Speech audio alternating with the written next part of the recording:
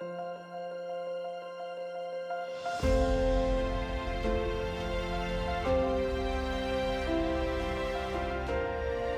Angel. Her Angel Bound Warriors Paranormal Romance Series, Book Number 3. Written by Felicity Heaton. Narrated by Eric G. Dove. Chapter 1. She was heading for trouble. Einar watched the raven-haired woman walking straight towards a male coming the opposite way through the moonlit park. He beat his tawny wings, keeping his position high above them in the cool air. The woman appeared and disappeared as she passed under the intermittent street lamps that lined the paths that snaked through the London park like veins, arteries that had grown quiet over the past hour as night had tightened its hold on the city. The lights used in an attempt to offer guidance and safety through the enormous area of green weren't strong enough to cut through the darkness, leaving the park as a black hole in a sea of glittering golden and white pinpricks. London stretched as far as he could see in all directions, a golden halo capping it that drowned out the stars and revealed the shadowy shapes of the high-rises and landmarks to him. Einar swooped lower in the night, wanting to get a better look at the two people, and unable to ignore the pressing need to be closer in case he was right and the man wasn't a man at all. If the demon showed any sign of attacking the woman, he would intervene. Until that happened, he would watch, hidden from them both by his power. It wasn't his place to interfere in things. He was here to hunt, not protect. The steady rush of wind over him chilled his skin, drawing his focus to the world around him again, even as he tried to keep it pinned on the female and the potential demon below him. Summer was on its way out, and autumn was encroaching as surely as the night. The days were growing short, and he still hadn't found his demon targets, despite scouring the city for them, chasing every lead he had and every new one he discovered. Heaven's Court were becoming restless with the desire to know why a commander of theirs called Amir had sided with 3 demons, assisting them in the disposal of over 100 human bodies, and had incriminated a fellow angel, setting him up to take the fall. Lucas hadn't deserved to have such a thing happen to him. For as long as Einar had known him, the mediator had been one of the most upstanding and loyal angels in heaven. If Einar had known about his plight earlier, if his old comrade had told him what had happened and how he had been blamed for a crime he hadn't committed, he would have tried to help him sooner. He had failed to help him clear his name and prove his innocence, but he wouldn't fail to find out what Amir had been doing, and he wouldn't fail to track down the demons who had been involved. Although, Lucas could have helped him by keeping Amir alive so Einar could question him. He sighed at that and shook his head. He couldn't blame Lucas. The male had been given an order and he had fulfilled it, and heaven hadn't exactly taken a back seat in proceedings. They had been the ones to obliterate Amir, destroying any leads and information Amir could have given him in the process. Now his only lead were the demons. Einar sensed the woman moving closer and his focus snapped back to her. She was close to the man now. Einar's hand went to the hilt of the blade hanging from his waist. The vambrace protecting his forearm was cold against the strip of stomach exposed between his rich brown and gold breastplate and the pointed strips of armor that protected his hips. It wouldn't be long before he had to wear winter armor, which meant this hunt was taking too long. It was wearing him down now. He couldn't remember the last time he had slept for more than a few hours before waking, driven by a restlessness that demanded he keep searching for the demons and answers. It was beginning to affect his concentration. A noise from below snagged his attention. He silently cursed himself as the woman reared back as the man lunged for her, her black hair dancing in the breeze as she attempted to evade him. Einar beat his wings and shot towards her, slammed to a halt in mid-air barely a few meters above her, unable to believe his eyes as she drew a short silver blade from beneath the back of her black jacket and started to fight. She was breathtaking. He could only stare as she fought the male demon who still wore his human form. Her movements were fluid, mesmerizing, made only more graceful by her slender figure and the tight clothes that hugged her long legs, trim waist, and lean torso. She swung her right leg around, connecting hard with the demon's head, and the male grunted and snarled as he struggled to shake off the blow. The moment her foot touched the floor, she brought it back again, catching the demon unawares and unguarded. He toppled sideways, losing balance and fighting to remain upright. She kicked off on a low grunt, barreling towards the demon and putting him on the back foot, keeping him off balance with lunges and swipes of the short blade. It gleamed brightly in the moonlight, flashes of white and silver lines marking its deadly path. Einar beat his wings to keep steady, bewitched by the woman and her ability to fight, unable to bring himself to move despite the need to help her that steadily built inside him. He couldn't stop himself from admiring her, didn't want to disturb her or make her aware of him, because he feared it would end the alluring dance she was performing with her opponent. He had never thought a female could have such skill. He had only ever met females that needed tending to and protecting. This one was different. She handled a weapon with ease and with skill almost matching his own, and she radiated confidence and strength that said she could take care of herself. It didn't stop him from wanting to intervene in her fight, but he was damned if he could convince himself to move. The male demon snarled and shifted his shoulders. Black, ragged, scaly wings erupted from his back, tearing through his dark shirt, and his hands became talons. Einar's eyes narrowed. The history recorded in the pool in hell had revealed the type of demon that had committed the sin of killing the innocent humans. This man was one of their breed. Einar's dark gaze leaped to the woman, because he was sure she would be horrified, shocked, or possibly even already fleeing, and he refused to let the demon get the jump on her, was ready to swoop down and assist her, taking over the battle against the male. She didn't even hesitate at the sight of the man's wings and claws. She continued her attack, evading every lunge and swipe he made at her, dealing blows of her own in return whenever she could get close enough and showing no sign of running. If anything, she was putting more effort into the fight now that the demon had revealed himself, which meant she wasn't a stranger to this sort of creature. The demon screeched and launched himself at her, still half in his human guise. She blocked each slash of his talons with her short sword, but the demon was forcing her backwards now, putting her off balance this time. She rallied, kicking the demon in the shin and then aiming another one at his chest. Time seemed to slow as the demon grinned, easily caught her ankle and twisted, hurling her along the pavement. She tumbled, arms and legs flailing, her weapon flying across the grass, and stopped a few meters away from the demon. She was still for a moment, a heartbeat that seemed like an eternity to Einar as he focused on her, needing to see if she was hurt or worse, unconscious and vulnerable. And then she growled a dark curse. Her long dark hair covered her face as she struggled to get to her feet. Cold fury curled through Einar's veins, tightening his muscles. He flexed his fingers around the hilt of his sword and gripped it so tightly his bones hurt. He had seen enough. The demon ran at the woman. Einar swept down between them, dropping the glamour that concealed him from their eyes, at the same time as he drew his sword and blocked the demon's attack. The male snarled and hissed through his fangs as he leaped backwards, placing some distance between them. Einar pulled down a deep breath, steadying himself as he waited, holding the demon's dark gaze as the male stared at him, his expression constantly shifting as he studied Einar. Was he thinking of running? He wouldn't get far. If he was thinking of attacking him, he would meet the same fate. If he was thinking about reaching the woman to hurt her, Einar needed the male alive, but he would kill the wretch if he had to in order to protect her. He stretched his tawny wings out to shield her where she struggled behind him. The rich smell of her blood filled the air as she muttered black things under her breath. The demon would pay for hurting her, after he had extracted information from him.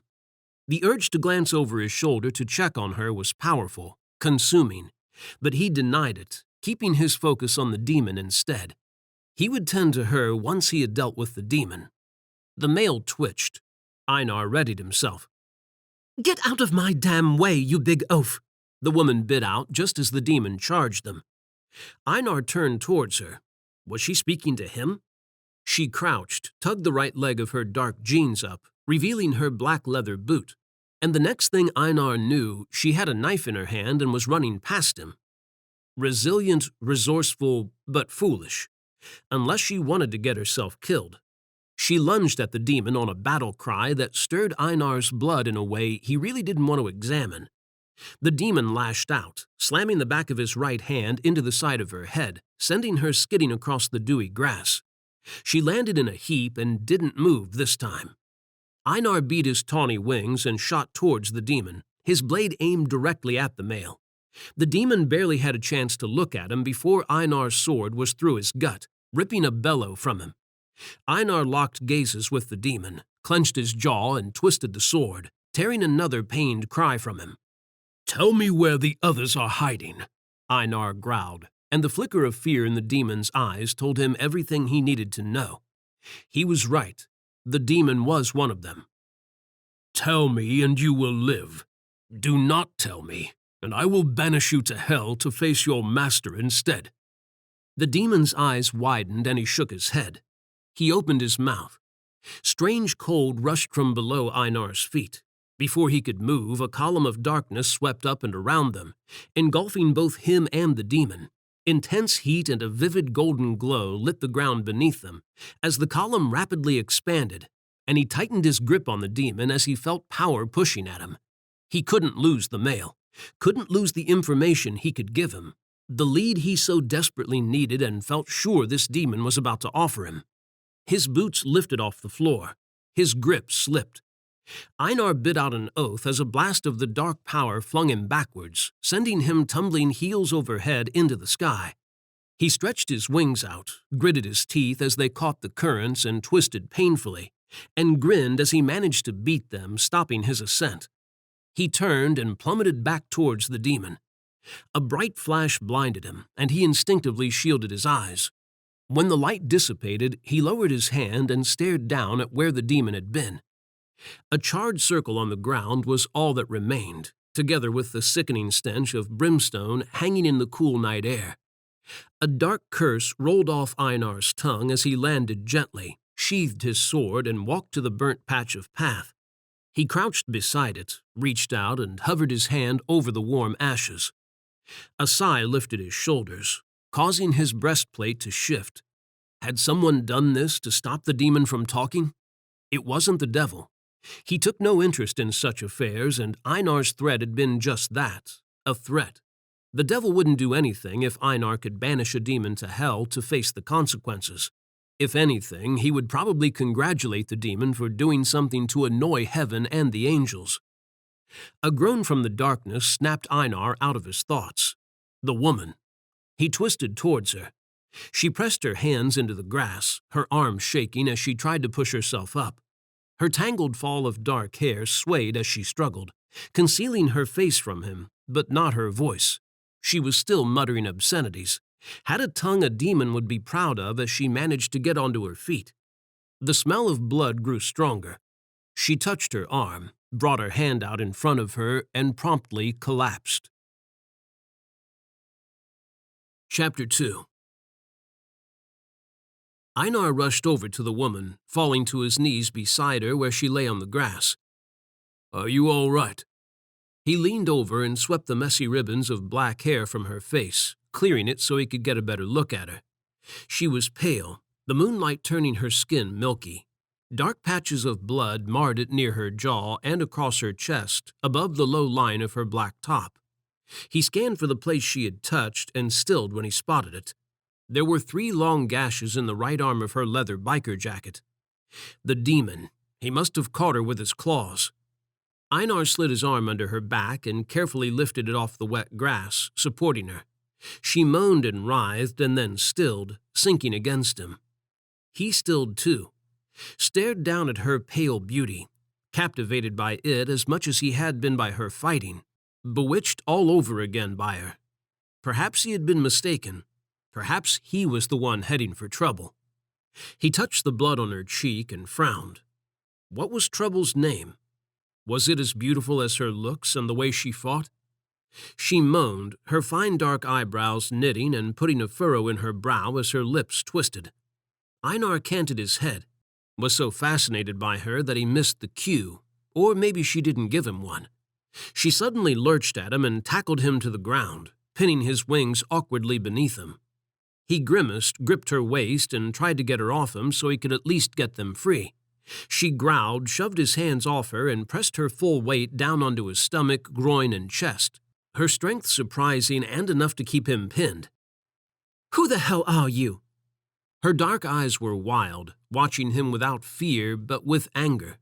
She wet her luscious full lips and frowned, her eyes losing focus for a moment as she shook her head. Her left hand slid off his damp breastplate, and he instinctively caught her to stop her from falling. She grabbed his hand and pushed it away, fixing him with a deadly glare. "Get off me! Bloody angels! Always interfering!"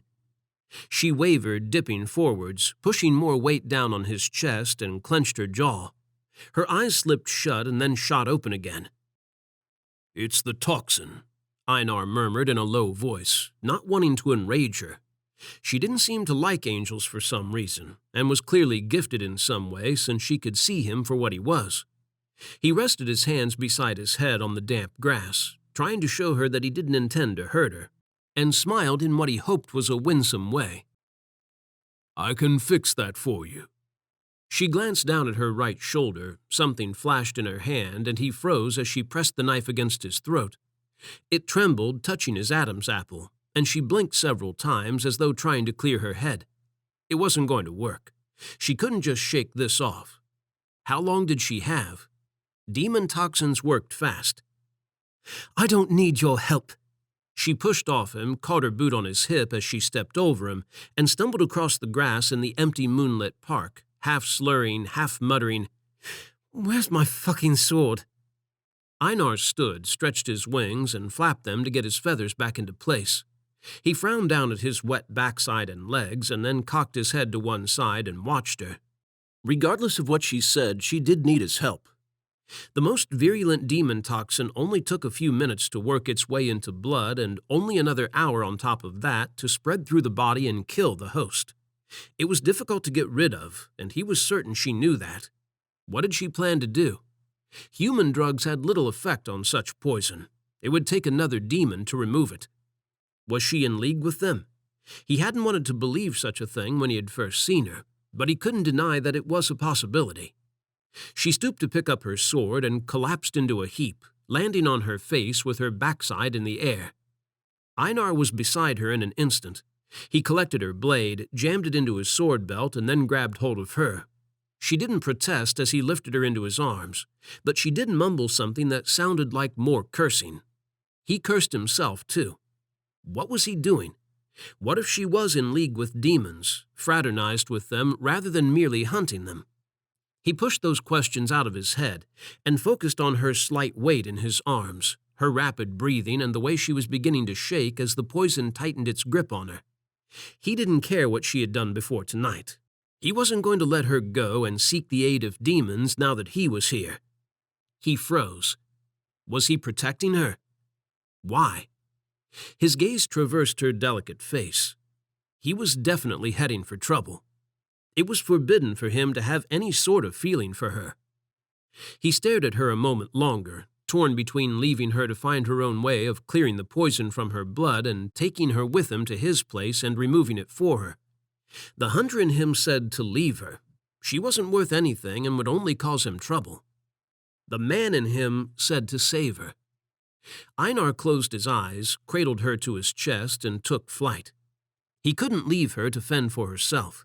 It didn't matter that heaven forbid him to intervene in such matters, or to feel anything for her. His heart whispered to help her, and he would do just that. He would rid her body of the poison and restore her strength. If anyone asked him why he had done such a thing, he would lie and say that he had done it for information, not because he was drawn to her. She woke during the flight to his hotel. He kept his gaze on the rooftops of London, charting his course and checking it for any sign of trouble. The sky was his tonight, shared only with the constant circling planes above him as they waited to land at one of the busy airports. They were too high to bother him. He couldn't fly at that altitude when carrying mortal cargo. The air was too cold and too thin for such a fragile creature. He glanced down at her, meeting her dark eyes. They shone with something between confusion and anger. "How are you feeling?" Einar fixed his gaze ahead again, sensing that if he continued to stare at her, she was likely to start fighting him, and that would only end badly. for her. "I'd feel a lot better if you put me down." She pushed his chest so quickly that he almost lost his grip on her. A heartbeat later, she was clutching the edges of his deep brown breastplate and curled up against him, fear pounding in her veins so strongly that he could sense it as though it was his own. "Christ almighty, we're flying." He smiled. It touched his lips before he could even think to contain it. She had made him smile. Not a forced one as he generally managed, but a real smile. He tightened his grip on her knees and her ribs and swooped lower with her so she wouldn't be afraid. He leveled off just above the hodgepodge rooftops and narrowed his eyes on the spot in the distance where the hotel was located. "Keep going, Romeo, all the way down." She hooked her fingers over his breastplate near his shoulders and tugged at it, as though she could control his descent by doing such a thing and force him to land. "I do not think so." Einar glanced at her again. "You are particularly resilient to demon toxin, but you are in no fit state to be left alone. I will tend to you once we are somewhere safe." "There's nowhere safe in this city," she mumbled softly, her eyes leaping around over the rooftops below them. She twisted out of his arms. Einar went after her on a curse. She turned and twirled in the air like a cat finding its footing during a fall, and landed soundly on her feet on the flat roof of the building. Stupid woman. She made it 10 steps before collapsing. "Shit!"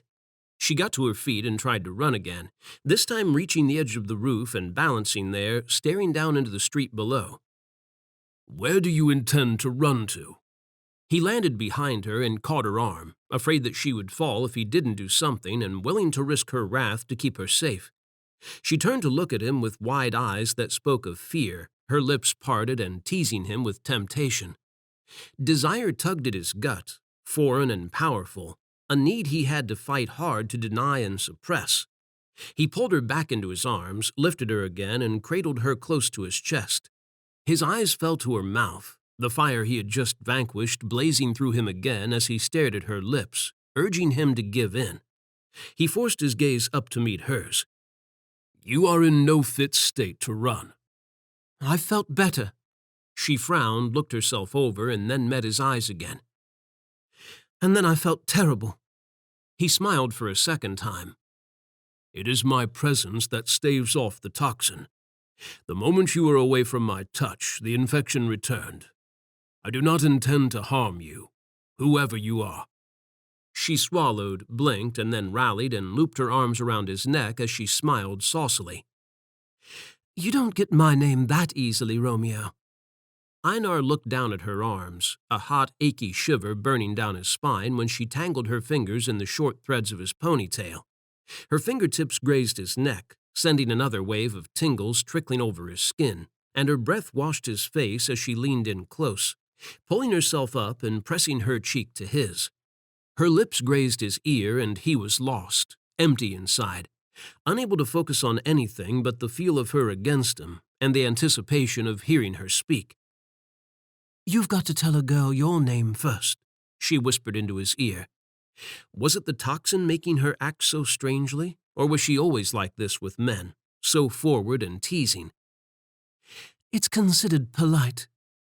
He closed his eyes, swallowed to ease his dry throat, and resisted his desire to clutch her to him, to hold her where she was so he could feel her body against him a moment longer. "Einar." He breathed his name on a sigh, unable to find his voice for some reason. What was she doing to him? Was she temptation sent by the devil to test him? That's a strong name for a strong boy." She ran her hands down his biceps, and they trembled under her soft touch.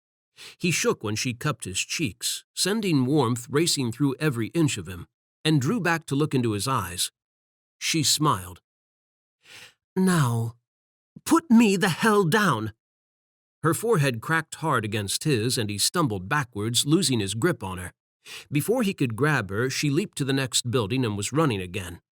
Einar touched his forehead and frowned as his skull ached. Why was she running from him? Was she afraid that he was going to harm her? He had no intention of hurting her. He only wanted to help. He stretched his wings and flew after her, keeping his distance this time. She would falter soon enough. He hadn't lied to her. It was only his touch and presence that slowed the effects of the poison on her body.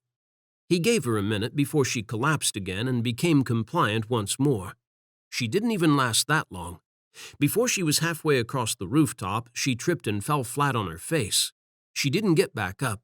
She lay there on the damp black tar roof, breathing hard. Einar landed close beside her, and she grabbed his ankle and looked up at him out of the corner of her eye, ribbons of her long hair cutting across her cheek. She said something he couldn't make out. He crouched close to her, and her hand skimmed up the gold-edged brown greave that protected his shin and settled on his bare knee. "Maybe I'll take you up on that offer." Her words were so quiet that he barely heard her. She closed her eyes and sighed. "Not feeling myself today." Einar was sure that when she was feeling herself, she was a force to be reckoned with. She had proven that much to him. He carefully lifted her back into his arms, not surprised when she didn't fight him. She was limp in his embrace, lax against him, breathing softly and slowly. When he focused hard on her, he sensed her fatigue and how close she was to the edge now. She had only made things worse by trying to escape. Exerting herself had quickened the process of spreading the poison through her body. She shivered and moaned. "Taylor." He frowned. Her eyes fluttered open, their dark depths capturing his attention and holding it. She almost smiled. Her lips wobbled weakly. "My name, it's Taylor." She closed her eyes and leaned her cheek against his shoulder and biceps. Einar held her close to him and looked at her. Taylor. A strong but beautiful name for a strong, beautiful woman.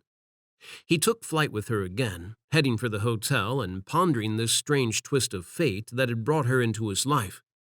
She was turning his world, distorting its axis, and he was sure of only one thing. He was heading for trouble.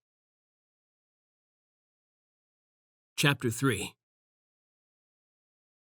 Taylor shivered against Einar's broad breastplate as he carried her into the brightly lit cream foyer of a grand hotel.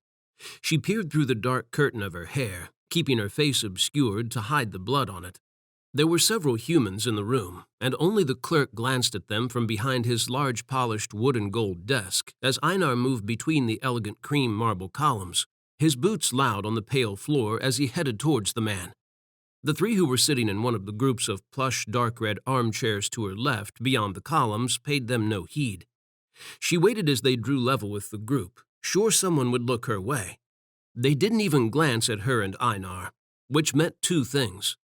This was the sort of upmarket hotel where staff didn't ask questions, not even when a guest walked in at gone midnight carrying a woman as though she was a damsel in distress, and they couldn't see his wings. He had paused outside, and she knew he had been changing his appearance. When he had looked at her, she had feigned surprise, afraid that he would realize that she could see through his glamour and could still see his armor and his tawny wings. Nothing good would happen if he knew his glamour didn't work on her. She needed to get the poison out of her system, and this angel wasn't lying when he said that he could do such a thing for her. It was quicker and easier to let him tend to her than trying to find the local demon medic to get rid of it for her. She wasn't sure she had the luxury of time anymore. She had been foolish. Trying to run from him had quickened the spread of the poison through her body, and it was on the verge of entering the final phase and killing her. But fear had propelled her, pushed her to flee from him before he realized what she was and condemned her for it. It still pushed her to flee. Einar looked impatient as he stood in the wood-paneled elevator heading upwards. His dark eyes remained locked on the numbers on the gold panel as they changed, and she found the courage to study his face, the urge to flee fading now that his focus was away from her. Did he know how deep the poison was in her body now? Would it be too late to save her? Would it be? Panic sparked to life inside her, gripped her in icy talons that felt as if they were squeezing the life out of her. She couldn't stop herself from seizing hold of his chest armor. Couldn't stop herself from gripping it as tightly as those talons of fear gripped her. Her breath rattled in her lungs, heart pounding as her head filled with images of her end, of the horrific way she was going to die. She had seen what demon toxins could do to people, had witnessed their terrible demise, and she didn't want to go through that. She didn't want to die. Einar slowly lowered his head. his eyes calmly locking with hers, and the moment they met, a strange sense of relief washed through her, loosened the grip fear had on her, and chased away the terrifying visions of death. She focused on him, seized his gaze as fiercely as she had his breastplate, desperate to drive out the fear again. "Just a few moments longer," he whispered, the soft, deep sound of his voice soothing her. "Hold on." His rich brown eyes held hers, as if he knew she needed him to keep looking at her, needed the distraction from what was happening. The flecks of gold in his eyes shifted in that way an angel's irises always did, but for once it didn't frighten her. It mesmerized her. When she had met her first angel, their eyes had scared her more than the wings. Nothing about them felt real. It never had. They weren't of this world. They were something else. Taylor looked deep into Einar's eyes. He seemed real, though, and looked handsome with his eyes brimming with concern, and his grip on her tight and reassuring. He smiled when the lift pinged and the doors opened. "Keep holding on," he said, and she nodded, lost in his gaze. He walked down a warmly lit cream corridor with her, taking turns she didn't notice as she held on to him. When he stopped, she gripped him harder, as firmly as she could with her hand shaking so violently as he fumbled with the door, struggling to open it while holding her. Her hands ached, muscles threatening to turn to water, so she moved them up and wrapped her arms around his neck. Her fingers brushed his nape, grazing the strands of his short, mousy ponytail, and she cursed herself for the way it affected her, had heat pouring through her as she recalled how she had teased him earlier. It was his fault. He had surprised her when she had pulled back and had seen in his eyes that it had affected him, had stirred desire in him. She knew angels weren't saints, and that they were as frivolous and passionate as the next man when given the chance. But she hadn't expected him to be affected by her attention and touch. Unable to resist seeing if it had just been a momentary slip on his part, Taylor pushed her fingers into his hair, loosening it from the band that kept it tied back at the nape of his neck. The waves of golden brown fell down to caress his jaw, and he stilled. His gaze burned into her, and she shyly met it, afraid of what she would see. His eyes were brighter, golden like a raptor's, and fixed intently on her. His pupils widened when she curled his hair around her fingers, and his lips parted. Desire filled his eyes again. She was affecting him. Why? It wasn't possible that he didn't know the secret she held in her heart and in her blood. It just wasn't possible. But if he did, he wouldn't look at her with such fire and hunger. He wouldn't look at her at all. The door swung open. Taylor got the better of herself and removed her hands from his neck, settling them in her lap as he adjusted his grip on her again. She stared at her knees, waiting for him to carry her inside. He didn't move. He remained on the threshold of the hotel room, staring at her, his breathing heavy enough that she shifted with it in his arms. What was he thinking as he looked at her? Did he burn with the same fierce and impossible needs as her? She shouldn't have teased him again, but she had wanted to see if that moment on the rooftop had been real. She wasn't sure why. Pain speared her chest. She flinched and pressed her hand to it. It spurred Einar into moving, and before she could blink, she was in a bedroom with him. She clutched her chest, burning inside for a different reason now, and breathed deep and steadily. She wasn't afraid. The angel would help her. Her hands trembled and her limbs shook. She wasn't afraid. She wasn't. Einar settled her on the white double bed, and she curled up into a ball on her left side, gripping her right arm. She squeezed her eyes shut and clenched her jaw as pain ripped through her, blazing like an inferno, stealing her strength and leaving her shaking. She wasn't afraid. Panic twisted her stomach. Okay, she was afraid. "Shh," Einar murmured softly, and took hold of her hand. She stared at it a moment, shock dancing through her at the feel of his strong hand encompassing hers, and then rolled onto her back, covered it with her other one, and clung to him. He was her only hope now. The poison was too deep in her body. If he couldn't save her, she wouldn't have time to find someone who could. Einar moved her, and she was too weak to fight him, wasn't sure she wanted to anymore. She wanted to surrender to him, to give up the fight and trust that he would take care of her. He stretched her out on the bed so she lay with her head on the soft downy pillows and her body in a straight line. He ran a glance over her and met her gaze again. "Try to keep still." Taylor's eyes widened when he held his hands out several inches above her, palms facing her, and like a magician performing a trick, moved them back and forth along the length of her body. And just like magic, a white light appeared, beaming down from his hands, blinding her. She couldn't take her eyes off it, though. They tracked it, unable to believe what she was seeing and feeling. Wherever the light touched, she felt warm, weightless, and better. He moved his hands down to her feet and then back up her legs, over her arms and stomach, and then finally settled with one over her chest and one over her head. "Look at me." She obeyed the command in his deep voice and stared up into his eyes. They were golden now, bright and sharp, holding hers in a way that was impossible to break free from. "Keep looking at me." Taylor nodded.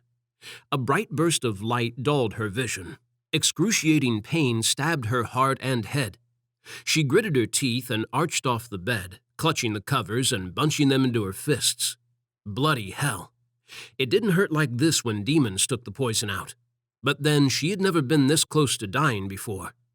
She tried to remain conscious and keep her eyes on Einar just as he had said, but dark waves crashed over her, pulling her under. The more she fought them, the stronger they grew, tugging at her, pressing down on her.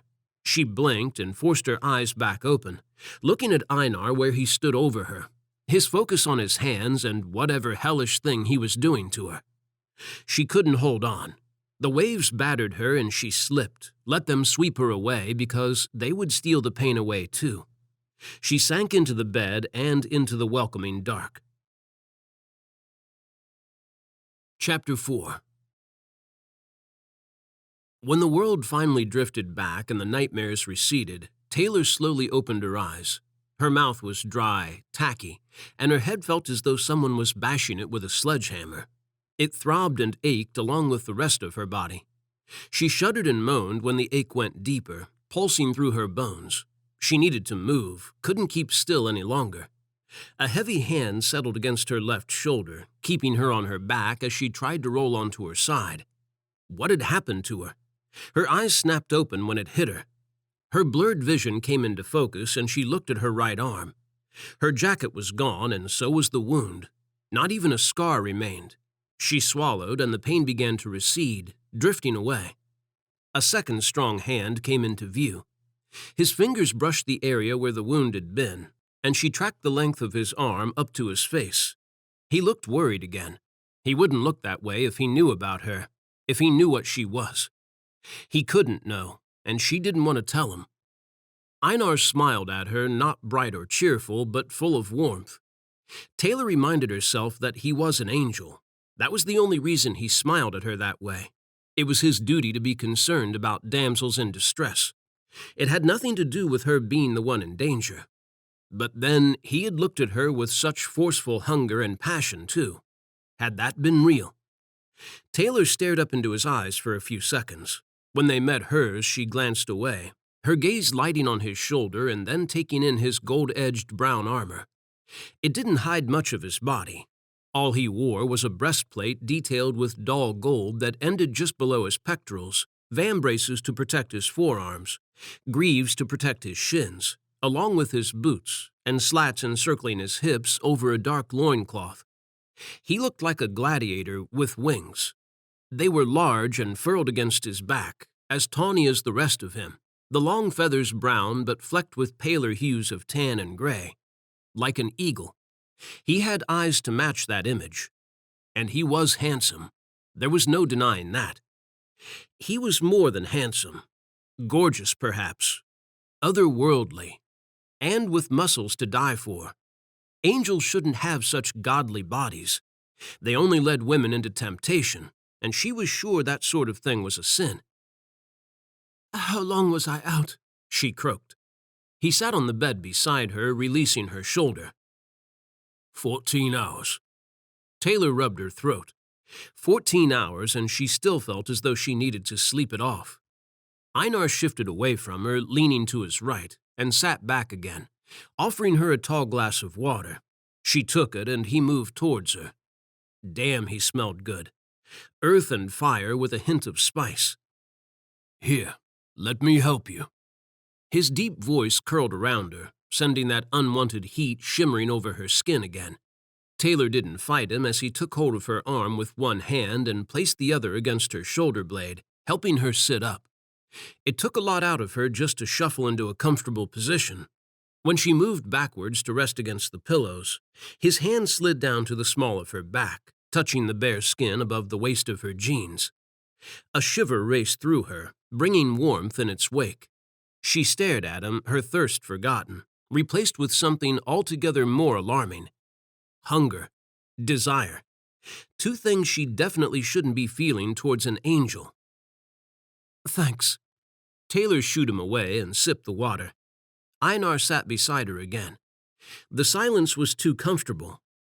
Taylor looked at her socks, needing something to distract her from the temptation to look at him again. He had taken her boots off. She ran her gaze up her jeans and over her waist. She frowned, glanced around the room, and found what she was looking for on the small wooden cabinet beside the bed. In a neat row, as though on display, every knife she'd had on her person gleamed under a table lamp. I did not want you to hurt yourself. I hope you do not mind that I removed them. His tone held a note of concern, as if he honestly feared she was going to go off the rails at him again over his removing her weapons. She supposed she had given him a little hell when he had been trying to help her. Taylor frowned at the knives, searching for her voice. They were in descending order by size. Either he had been bored while she had been sleeping, or he suffered from obsessive-compulsive disorder. Not at all, she murmured, distant as she stared at the knives. Some of them had been in her jacket, which now lay on a chair across the pale room along with her sword. Others had been sheathed in her boots. And then there were those she'd had strapped against her hips and ribs. The thought of Einar's hands so close to her breasts brought a blush onto her cheeks. You do not look well. He leaned closer, filling her senses with his intoxicating masculine scent. Her blush deepened and her eyes shot to Einar as she touched her blazing cheeks. I'm fine. Tired and groggy, and in need of some painkillers, but other than that, I'm good, Romeo. I wish you would stop calling me that. His eyes narrowed with his frown and his lips compressed. I have a name, and I have told it to you. Oh. Taylor toyed with the glass of water, suddenly feeling unsure of herself. She didn't want to get on first-name terms with him. Danger lay that way. It was better that they remained barely involved in each other's lives, and not calling him by his name was a good method for achieving that, one she had employed many times in the past. Sure. Taylor? He husked, and she cringed. He had to go and say it, didn't he? Yes. Her gaze remained glued on the glass. She sipped the water, ran her finger around the base, did everything she could to avoid looking at him. Do you know much about the breed of demon you encountered last night? That seemed like a safe enough question to answer. Yes. She risked it and looked at him. She didn't mean to make eye contact, but hers leaped to his and she found herself staring into them. They mesmerized her as the colors in them shifted and swirled. Not unsettling or scary at all. When his eyes did that, she wanted to look into them forever. His dark pupils widened, filling his eyes with unmistakable desire, and images of them together on the bed flickered through her mind like old silent movies. Taylor tried to shun them, but they wouldn't go, not while he was looking at her with such hunger and need. The message in his eyes was clear, written in 10-foot-high neon letters that blazed so brightly they blinded her. Men had given her that come-get-me look plenty of times before, and she had fallen for it a few of those, wanting the passion their eyes had promised. Some of them had even come good on it. But there was one difference this time. When she had been promised the ride of her life in the past, it had been by men, not angels. That shocked some sense into her. She cleared her throat. It wasn't going to happen, and her body had better get the message soon. It didn't matter just how good Einar looked, and how easily she could fall into his arms and this bed with him.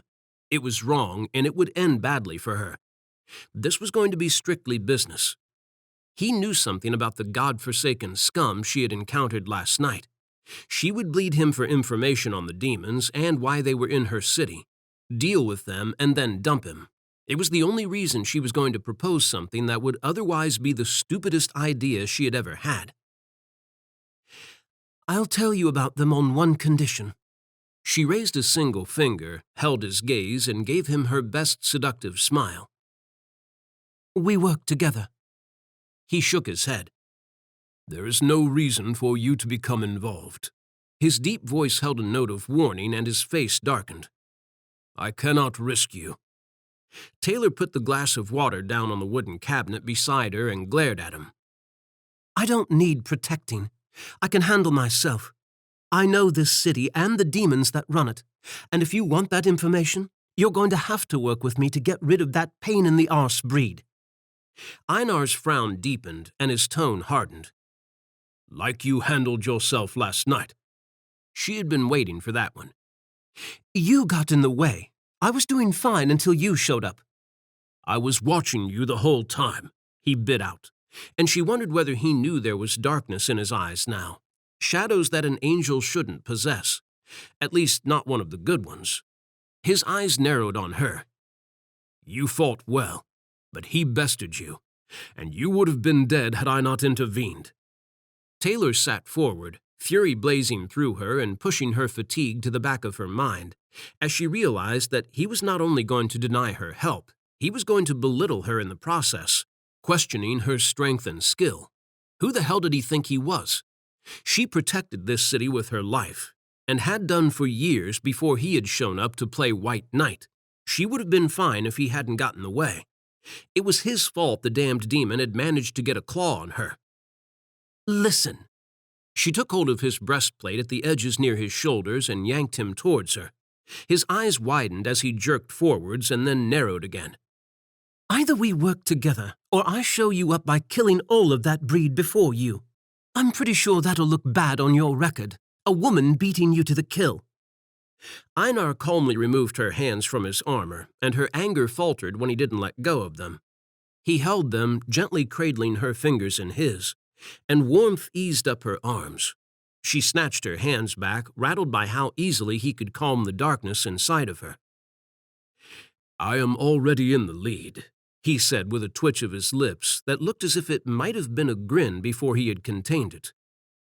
"I am only after another two. Without your information, it may take time for me to find them.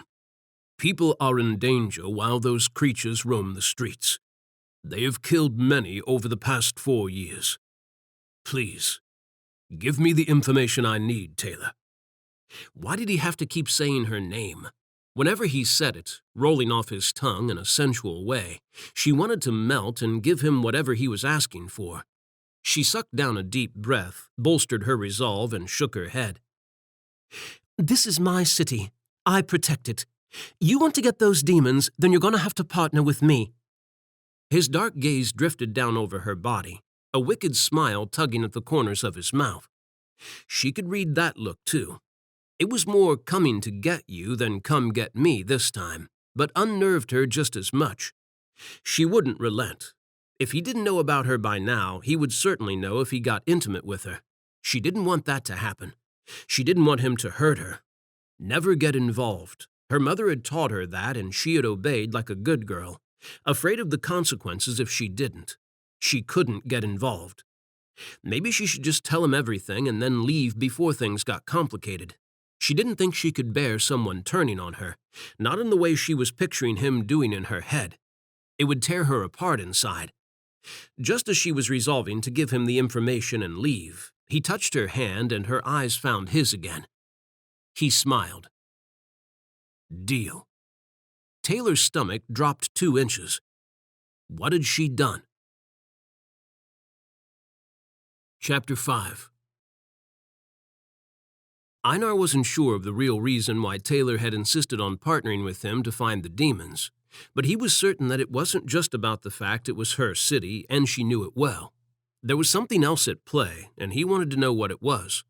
It couldn't be the thing that he had already figured out about her. In fact, her part demon blood was the reason he was so surprised that she wanted to work with him. He had thought that it would be reason enough for her to give him the information he wanted and then leave and never see him again. Now he had another problem to deal with: his feelings. It was wrong of him to agree to working with her, especially given the seriousness of the situation. Taylor was a distraction. It wasn't that he doubted her ability to take care of herself. It was the fact that she was beautiful, alluring, and tempting him even when she wasn't trying to. It was wrong of him to entertain the myriad of devious things that had been flooding his mind all day with images of them together. He hadn't wanted a mortal woman in centuries, and had certainly never lusted after a woman like Taylor.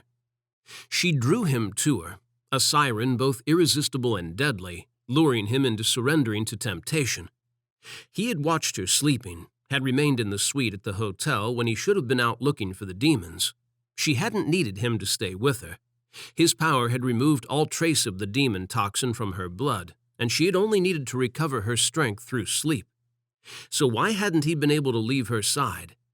He had removed her boots and then her weapons, and when she hadn't awoken, he had arranged the knives into order. He had inspected her sword. The short silver blade was blessed, which led him to suspect that she was a hunter of sorts. She had said that she protected London, and seemed intent on ridding it of a dangerous breed of demon. Something in common: they both hunted demons. He had fought the temptation to brush the black strands of her hair with his fingers, smoothing them against the white pillow, and had yearned for her to open her eyes and look at him, to wake and speak with him. She had stunning deep blue eyes surrounded by long dark lashes that added to her sinful, wicked air. He had wanted to see them again and see if he wasn't the only one considering crazy things. He had gone to his room and tried to sleep, but it had been impossible when he had known that she was lying in the room across the living area of the suite. She was definitely a distraction, a beautiful distraction. She walked beside him, tall, graceful, and head held high. As he looked at her, that head slowly turned and her blue eyes met his. The streetlights stole the color from them, but he could remember it vividly. Not bright like the sky, but deep like the ocean. "So how well do you know London?" Taylor led him down another road. They were heading back towards where they had met the demon last night. She had insisted that they started there. It was a dead end, but for some reason he couldn't help letting her have her own way. "A little. Around several hundred years' worth of experience, but he wasn't about to tell her that. She was using her knowledge of the city and its demons as her reason for being around him, and he didn't want her to leave. He stopped and watched her walk on ahead, her hips swaying just enough to draw his attention. The dark blue jeans she wore were snug against her bottom and hips, emphasizing their shape to him. What was he doing? He reasoned with himself that she could fight, and that was the only reason he was loath to let her go. If he did, she would go out hunting again and could end up hurt. He didn't want that to happen. He was doing his duty as an angel by protecting her and keeping her with him. It had nothing to do with the fact that he was attracted to her. If anyone discovered that, he would be in serious trouble. Having relations with a mortal was one thing, falling for a demon was another. Part demon. Einar erased that last thought. Reasoning like that wouldn't stand up in heaven's court. If accused of entering into a liaison with a demon, he couldn't retort that she was only part demon. Her blood made her who she was. Demon or part demon, it was the same to an angel. She was off limits. He realized that she had stopped a short distance away and was standing with her hands on her hips, watching him with a scowl. He strode towards her and her look softened as he neared, a touch of color darkening her cheeks. She dropped her gaze and turned her face away. He studied her reaction. It confused him. Several times she had done something similar. She was bold and brash, had a smart mouth, and was prone to fighting him on everything. But there were times when she turned shy and couldn't bring herself to look at him. Why? His eyes slowly widened. Was he the reason she wanted to stay and help him? Was it because she was attracted to him too? She knew he was an angel. She knew it was forbidden on both sides and that nothing could happen between them. Didn't she care? Or was she struggling against desire as much as he was? Einar followed her as she started moving again, lost in thoughts that plagued him, refused to go away even as he tried to focus on his surroundings and his mission. They entered the dark park and he came up to walk beside her, remaining close in case any other demons were in the area. He had been right last night, but on both counts. They were both heading for trouble. "Take a look at this." She touched his hand, jolting him out of his thoughts. Her fingertips brushed his palm and he stared at their joined hands as heat rolled up his arm, had his chest feeling strangely light and his blood rushing in his veins. Why did something so forbidden have to feel so right? He lifted his eyes from their hands to her face. Her eyes widened as she looked down at their hands and she quickly released them. She fidgeted with the tears in the sleeve of her biker jacket, looked as if she wanted to say something, and then crouched. What was she doing? He frowned down at her. It hit him that they had reached the spot where the demon had turned to ash on him last night. She touched the dirty patch on the path, fingers traversing it as though she was reading something in the lingering ashes like a psychic reading a palm. A gypsy had done that for him once. She had said that he had a dark future ahead of him. All angels knew they had a dark future. It was called the apocalypse. "Picking up anything?" he said in a teasing tone and then reined himself in. There was no need to encourage her and make her realize that he liked having her around. She would only start torturing him again as she had done last night on the threshold of the hotel suite. The feel of her fingers in his hair, loosening the mousy lengths from his ponytail, had been divine. She had pushed him to the limit with such a simple, small thing, and she had known it. He had seen it in the way she had dropped her hands into her lap and focused there, as though ashamed to have done such a thing with him. An angel. And a demon. It was all very wrong. "Only that you don't believe in this sort of thing." Taylor's eyes narrowed and she leaned over the charred ground. "It wasn't the devil." Tell him something he didn't already know. "It wasn't the demon's friends either. The two you want. This sort of thing isn't possible for them. This is something else. Judgment by someone else." She looked up at him. She had his attention now. No more teasing her. She could read something in the dirt beneath her palm. Either that or she knew demons better than he had thought. Einar crouched beside her and held his hand out over the ash. Pale light filtered down from his palm and stretched out to cover the entire circle on the pavement. The ash swirled around and then lifted up, drifting towards his palm. Taylor's soft gasp threatened to shatter his focus. He concentrated, not allowing her to distract him. It was always difficult to send samples in this manner. If he lost focus, he would have to start all over again, and he didn't want to waste his strength on a second attempt. The ash reached his hand and disappeared into his palm. When he had collected enough, he fisted his fingers and the light blinked out. "What did you do?" Her eyes were wide in the low light, fixed on him. "Magic." He stood and wiped his dirty palm on the rear of his loincloth. "Liar." She came to stand toe-to-toe with him and stared up into his eyes. She really was beautiful, especially when she was angry or annoyed. The fire that flashed in her eyes, that set her jaw and made her stand rod straight ready for a fight, drew him to her like a moth to flame, and everyone knew how badly that one ended. He looked at his stained palm. "The lab will be able to analyze the sample. They will contact me when they know something." "Angels have labs?" "We have technology far superior to that which the humans use. It makes life easier when we can ascertain the type of demon responsible and check the database to see their habits. It is far quicker to catch them then." He nearly smiled when she looked disappointed, as though he had just told her that Santa Claus didn't exist. "What? You think that angels are all-powerful and have the knowledge of the ages stuffed into our heads? That we see everything and know everything, and can find a wrongdoer at the drop of a pin?" "Next you'll be telling me you don't dance on the heads of those pins." She raked her gaze over him, a single dark eyebrow rising as she did so. Her voice dropped to a sultry whisper. "Although you're a little big for pinhead dancing." His blood burned at the sight of the desire written plainly across her face and in her tone. He fought the temptation to show her just how big he was, and just what sort of dance with her he had in mind, and won this time. Her blue gaze met his in the dim night. "There are some things I do not have to be an angel to see." He reached out to touch her cheek, but she backed away and busied herself with looking at the charred circle on the path. He curled his fingers into a fist and sighed. Maybe he was wrong about her and she was only teasing him. He closed his eyes. Maybe he shouldn't care. Maybe he should call it quits now and leave her before things got even more complicated. "Listen, Taylor." Einar froze, his senses blaring danger. She turned towards him, her eyes wide and expectant. "Get down!" He grabbed her, wrapped her in his arms, and hit the ground. Chapter 6.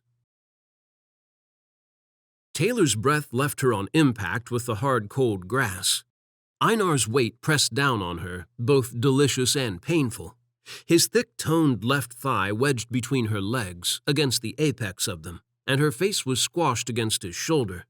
He had his hands over her head, cradling her to him, and everything was very dark. She realized that his wings were covering her, and that they weren't alone. There had been a loud bang when he had grabbed her, and then a bright flash. The smell of burning sulfur filled her nostrils, acrid and choking. Something straight out of hell had come to pay her a visit, and she wasn't one to disappoint her guests. The moment Einar moved off her, she was on her feet. She reached over her head to grab her blade, and growled when she remembered that she had let Einar convince her to leave it in his hotel suite, so they didn't look conspicuous when walking the streets of London. She had never had a problem with carrying the blade before. Normally, she wore it strapped to her back beneath her jacket. No one saw it there. Why had she been so weak and let Einar have his way? She should have told him to go to hell and taken the weapon anyway. She glared at him when he stepped in front of her, shielding her as he had last night, as though she needed his protection.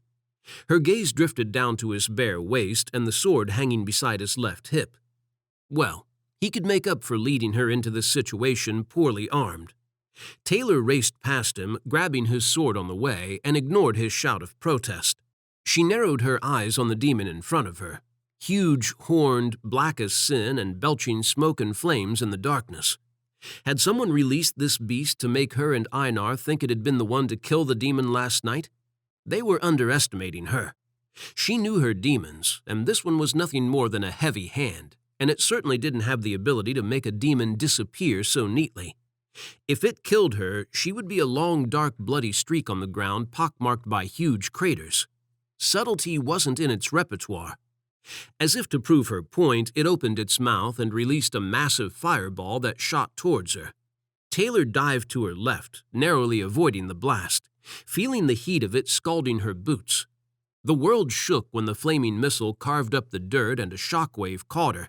She slammed into the ground, rolled onto her feet, and kept running at the demon. A cursory glance around the poorly lit park revealed that Einar was gone. She refused to believe that the demon could have got him so easily, but the thought that it might have distracted her enough that she almost didn't notice the second fireball. It flashed past her so hot and close that if she hadn't been wearing her thick leather jacket, her arm would have been toast. She flinched and doubled her pace, coming around the demon.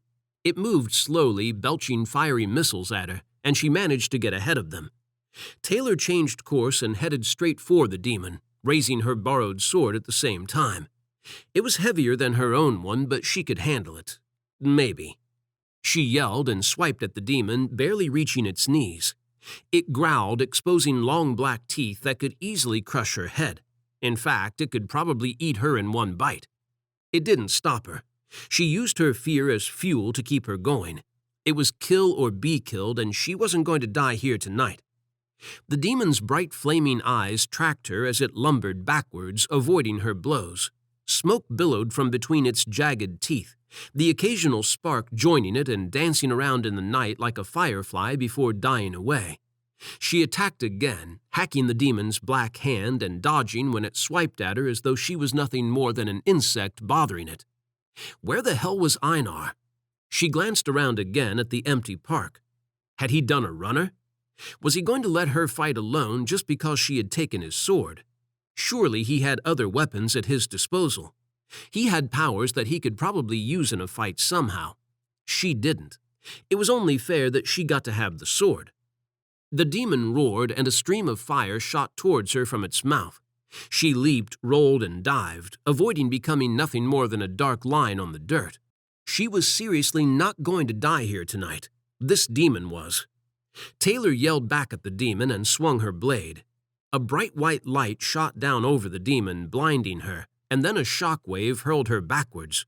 She hit the wet grass hard, skidding along it and grimacing as she lost her grip on the sword. When she came to a halt, she immediately looked towards the demon and stilled. A shaft of light encased it, reaching high into the sky like a searchlight beam. She followed it upwards and stopped when she saw Einar.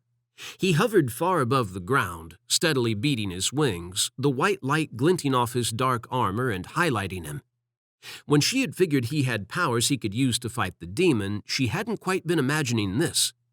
She pushed onto her feet, dusted the blades of grass and globs of mud off her dark jeans, and stomped towards the long sword where it lay on the grass. She picked it up and cautiously approached the beam of light and the demon frozen within it.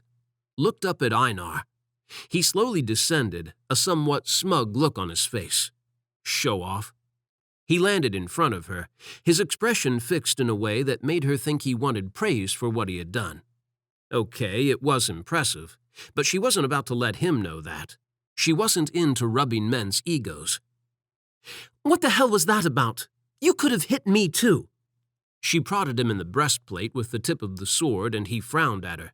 She frowned right back at him. "You threw me halfway to hell with that stupid trick." "You were in the way." He calmly brushed the sword aside with the back of his hand. "What? So you thought you'd take a shot and hope you'd only toss me through the air and not trap me too?" She planted her free hand against her hip, scowled at him, and waited to hear his excuse. "What else was I supposed to do?" He hiked his broad shoulders in a shrug and furled his tawny wings against his back. "You were in the way. Besides, I have done this enough times to be accurate in my aim." "Accurate my arse." She rubbed her backside. It still ached from the impact. "Are you hurt?" The anger in his expression melted away to reveal concern. Damn, he looked good when he was worried about her. She couldn't be mad at him when he was looking as sweet as a puppy dog. She blamed her human blood for such a weakness. If she had been all demon, she would have been able to keep hold of her fury just as she wanted to. But then, if she had been all demon, Einar would have let her die last night, and he certainly wouldn't be looking at her with such warmth. "I'll live," she muttered, and shifted her attention to the black demon in the shaft of light, hoping it would move Einar's focus there too. "What'll happen to it?" Einar waved his hand, and the demon began to ascend towards the dark sky. Her gaze tracked it, watching it getting smaller and smaller, and then it disappeared from view, and the beam of light flickered and died, leaving the park in near darkness again. "We will question it. It may provide us with answers." He turned towards her and held out his hand. Taylor stared at it. He cleared his throat, rolled his fingers, and gave her an unimpressed look. She jolted when she remembered that she had his sword. She handed it to him. He shook his head and held his other hand out as though he wanted something else. She swallowed. Her hand? She couldn't do that. "I just want to heal you," he whispered, sultry and low, in a way that conjured wicked thoughts, and said he wanted to do a lot more than heal her with his touch. "I'm fine." She patted herself all over, smiling the whole time, hoping to emphasize her point so he wouldn't try to touch her. She wasn't sure that she would be able to resist him if he did. She had to think of some way to distract him from the fact that he had hurt her. "So, labs, interrogation teams, what else is new in heaven?" He raised a single dark eyebrow and took his hand back. He slid the sword into the sheath hanging from his waist and shrugged as it clanked against the pointed slats of the armor around his hips. "Nothing. We have been working this way for centuries." He checked her over again, looking as if he was going to make another attempt to heal her. She raked her gaze over him, using him as a distraction now. "What sort of angel are you exactly? The last one I met had white wings. I don't remember meeting your sort before." He gave her a hard look, not happy about the way she was talking about him. He was going to have to get used to it. It was the easiest way of making him maintain his distance. I am a hunter. He adjusted his sword and settled his hand on the hilt. Makes sense. Taylor couldn't resist the opportunity to cast her eye over him again. He looked as though he could handle hunting. Bronzed skin stretched taut over powerful muscles, and the weapon hanging at his waist could slay her any day of the week. She coughed to clear her throat and chase such thoughts away. She was not going to fall for an angel. Her mother would laugh in her grave. I'm a hunter too. If she'd had a blade on her, she would have twirled it, showing off her skills. Einar had made her leave all her toys at his place, though. He didn't say anything, just lifted his head towards the sky, stood silent and pensive for so long, she wondered if something was wrong with him. He dropped his gaze to her. Where is Cloud 9? Her eyebrows rose. She saw a chance to tease him and took it. You're an angel. I thought you'd be able to answer that one. I've never been on Cloud 9 myself, but I've heard good things about it. I bet it's pretty crowded, though, unless it's really big. Do angels get to go to Cloud 9, too? He didn't look impressed. He was quiet again, as pensive as before, and then nodded as though agreeing with something. Her? She looked up at the night sky. Or someone else. It is a club, apparently, in this city. The demon we apprehended has pointed us in the direction of it. Do you know where it is? His deep, luscious voice made her eyes half close. She nodded absently, and then her eyes shot wide when she remembered exactly what sort of club Cloud 9 was. Are you sure you want to go there? I mean, it's an exotic club. He smiled, bright and dazzling. I got the memo. Where? In your head? She looked around his ears for a sign of anything that could serve as a communications device. He nodded. Of course. Where else would I receive orders? The way he said that made it sound as though it was perfectly normal to have voices talking to you in your head, telling you to do things. As far as she knew, that sort of thing usually got you committed. Whatever you say. She tugged her leather jacket closed over her chest and started towards the park exit. Cloud 9 had a reputation as a sleaze pit, and for a good reason. It was the sort of club a human went to when they wanted to get off their face and do things without any strings attached and no consequences. Unfortunately for the mortals, half of the patrons were of the demonic variety, and some of them had dangerous habits, the sort that could get angels asking questions and hunting them down. He had said that he was after the 3 demons because they had worked with an angel to kill over 100 humans, and he needed to know why. Did it have something to do with what happened at Cloud 9? She shook that theory away. Cloud 9 had a reputation, but not for murder. There had only ever been the occasional accident. If it had been the scene of so much death, she would have heard about it. Besides, she was sure that the boss wouldn't condone such things. They had always kept a strict eye on the demons who frequented the club, and most of them obeyed the rules. The boss dealt with those who didn't in a way that was a warning to the rest and kept them in line. It had to be something else that had killed the humans, or at least somewhere else. You are very quiet. Einar's voice drifted into her thoughts, and she made a small noise of agreement. Thinking? About Cloud 9. I get the why, but I'm not sure it's right. She looked across at him. He strode beside her, tall, dark, and too handsome for his own good, especially when he smiled at her. There was something mischievous about it this time. You can tell me all about it while we are en route. Before she could agree, he had swept her into his arms and had kicked off, beating his broad, tawny wings and lifting them both into the air. She grabbed him around the neck and curled up. Put me down. I thought we went through this last night. I am not flying with you. She beat his chest with one hand and clung fiercely to him with the other. The ground drifted farther and farther away, and her stomach turned. I will not drop you. There is no reason to fear. His grip on her tightened, offering comfort she refused to accept. There was every reason. If God had wanted me to fly, he would have given me wings. Well, he gave me wings, so we are flying. It is far quicker, and I am tired of walking. The stubborn set of his jaw told Taylor that she wasn't going to get her way this time either. The world rushed by below. She balked and hid her face in his neck. It wasn't strong or very like her, but she couldn't face seeing how high she was and how easily she could fall. Einar's strong grip on her ribs and knees said that she couldn't fall that easily. It had taken her beating him up last night to get him to let her go. He wouldn't drop her. She trusted him that much. "You do need to direct me," he said in a loud voice over the sound of the wind. She emerged from her hiding place, steeled her stomach, and looked around, trying to make sense of the alien world below her. The BT tower glowed in the distance like a beacon. She pointed towards it. Once they were there, she would be able to direct him. "Do you think Cloud 9 is the sort of place our demons might have contacts?" He twisted in the air, heading towards the tower.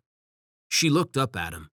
His profile was a far better distraction than hiding against his chest. She put it to memory. The straight line of his nose, the sharp edge to his dark eyes, and the chiseled stroke of his jaw. The wind ruffled his short ponytail, freeing strands that whipped against his face. She held her own long black hair with one hand and onto him with the other. "They might. We don't often get their sort around here, though. They tend to keep a low profile." She found herself shouting, too, even though she was sure there wasn't any need to. Both of them had superior hearing thanks to their breeding. "Normally I hunt the boring type that just keels over and dies the moment I look at it. I prefer a man with a bit of spunk and fight." His gaze snapped to meet hers, full of questions. Her cheeks burned. There was no way she had meant him. Not a chance in hell. Her heart trembled in her throat and her palms sweated. She didn't. She couldn't. Einar swooped lower and she took to directing him towards the club, thankful for the distraction. She had to get her head on straight. All she had done since meeting him was flirt with him, and she had promised herself that she wouldn't get involved, no matter how much she wanted to. They landed in the alley outside the club. The neon sign above the entrance was dark. The streets were empty. Einar set her down and she went to the black doors, gripped the handles and rattled them. Locked. "Guess we'll have to come back tomorrow." Taylor struggled to hold his gaze. She should have said that he would have to come back tomorrow. Should have made up some excuse about having something else to do, like washing her hair, and left him to find his demons alone. It would have been the most sensible course of action. But then she hadn't done anything that could be considered sensible from the moment she had met him. He had turned her world upside down and her with it. She moved back a step, placing more distance between them. "I mean, you'll have to come back." She turned to leave, but he caught her arm.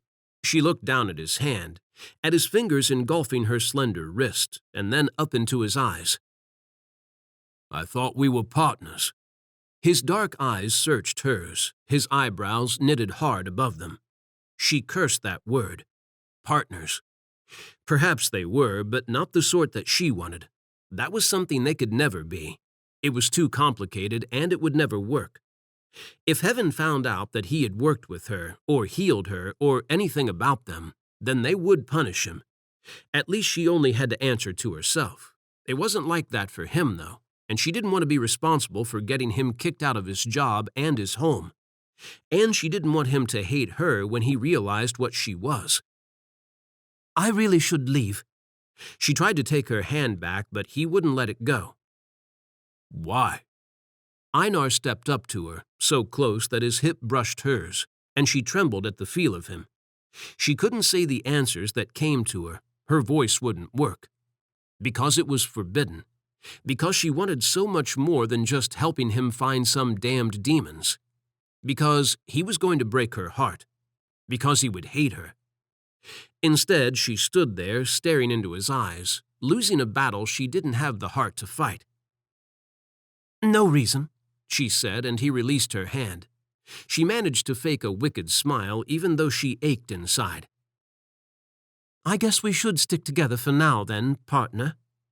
She traced her fingers along the top of his breastplate, following the gold edging around the molded dark brown leather, and his gaze tracked them.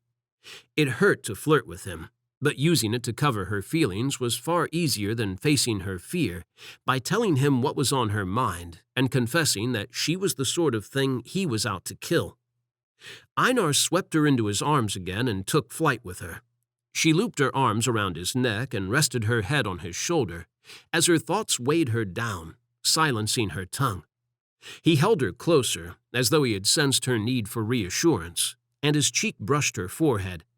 He remained there, his warm skin touching hers, and she realized something.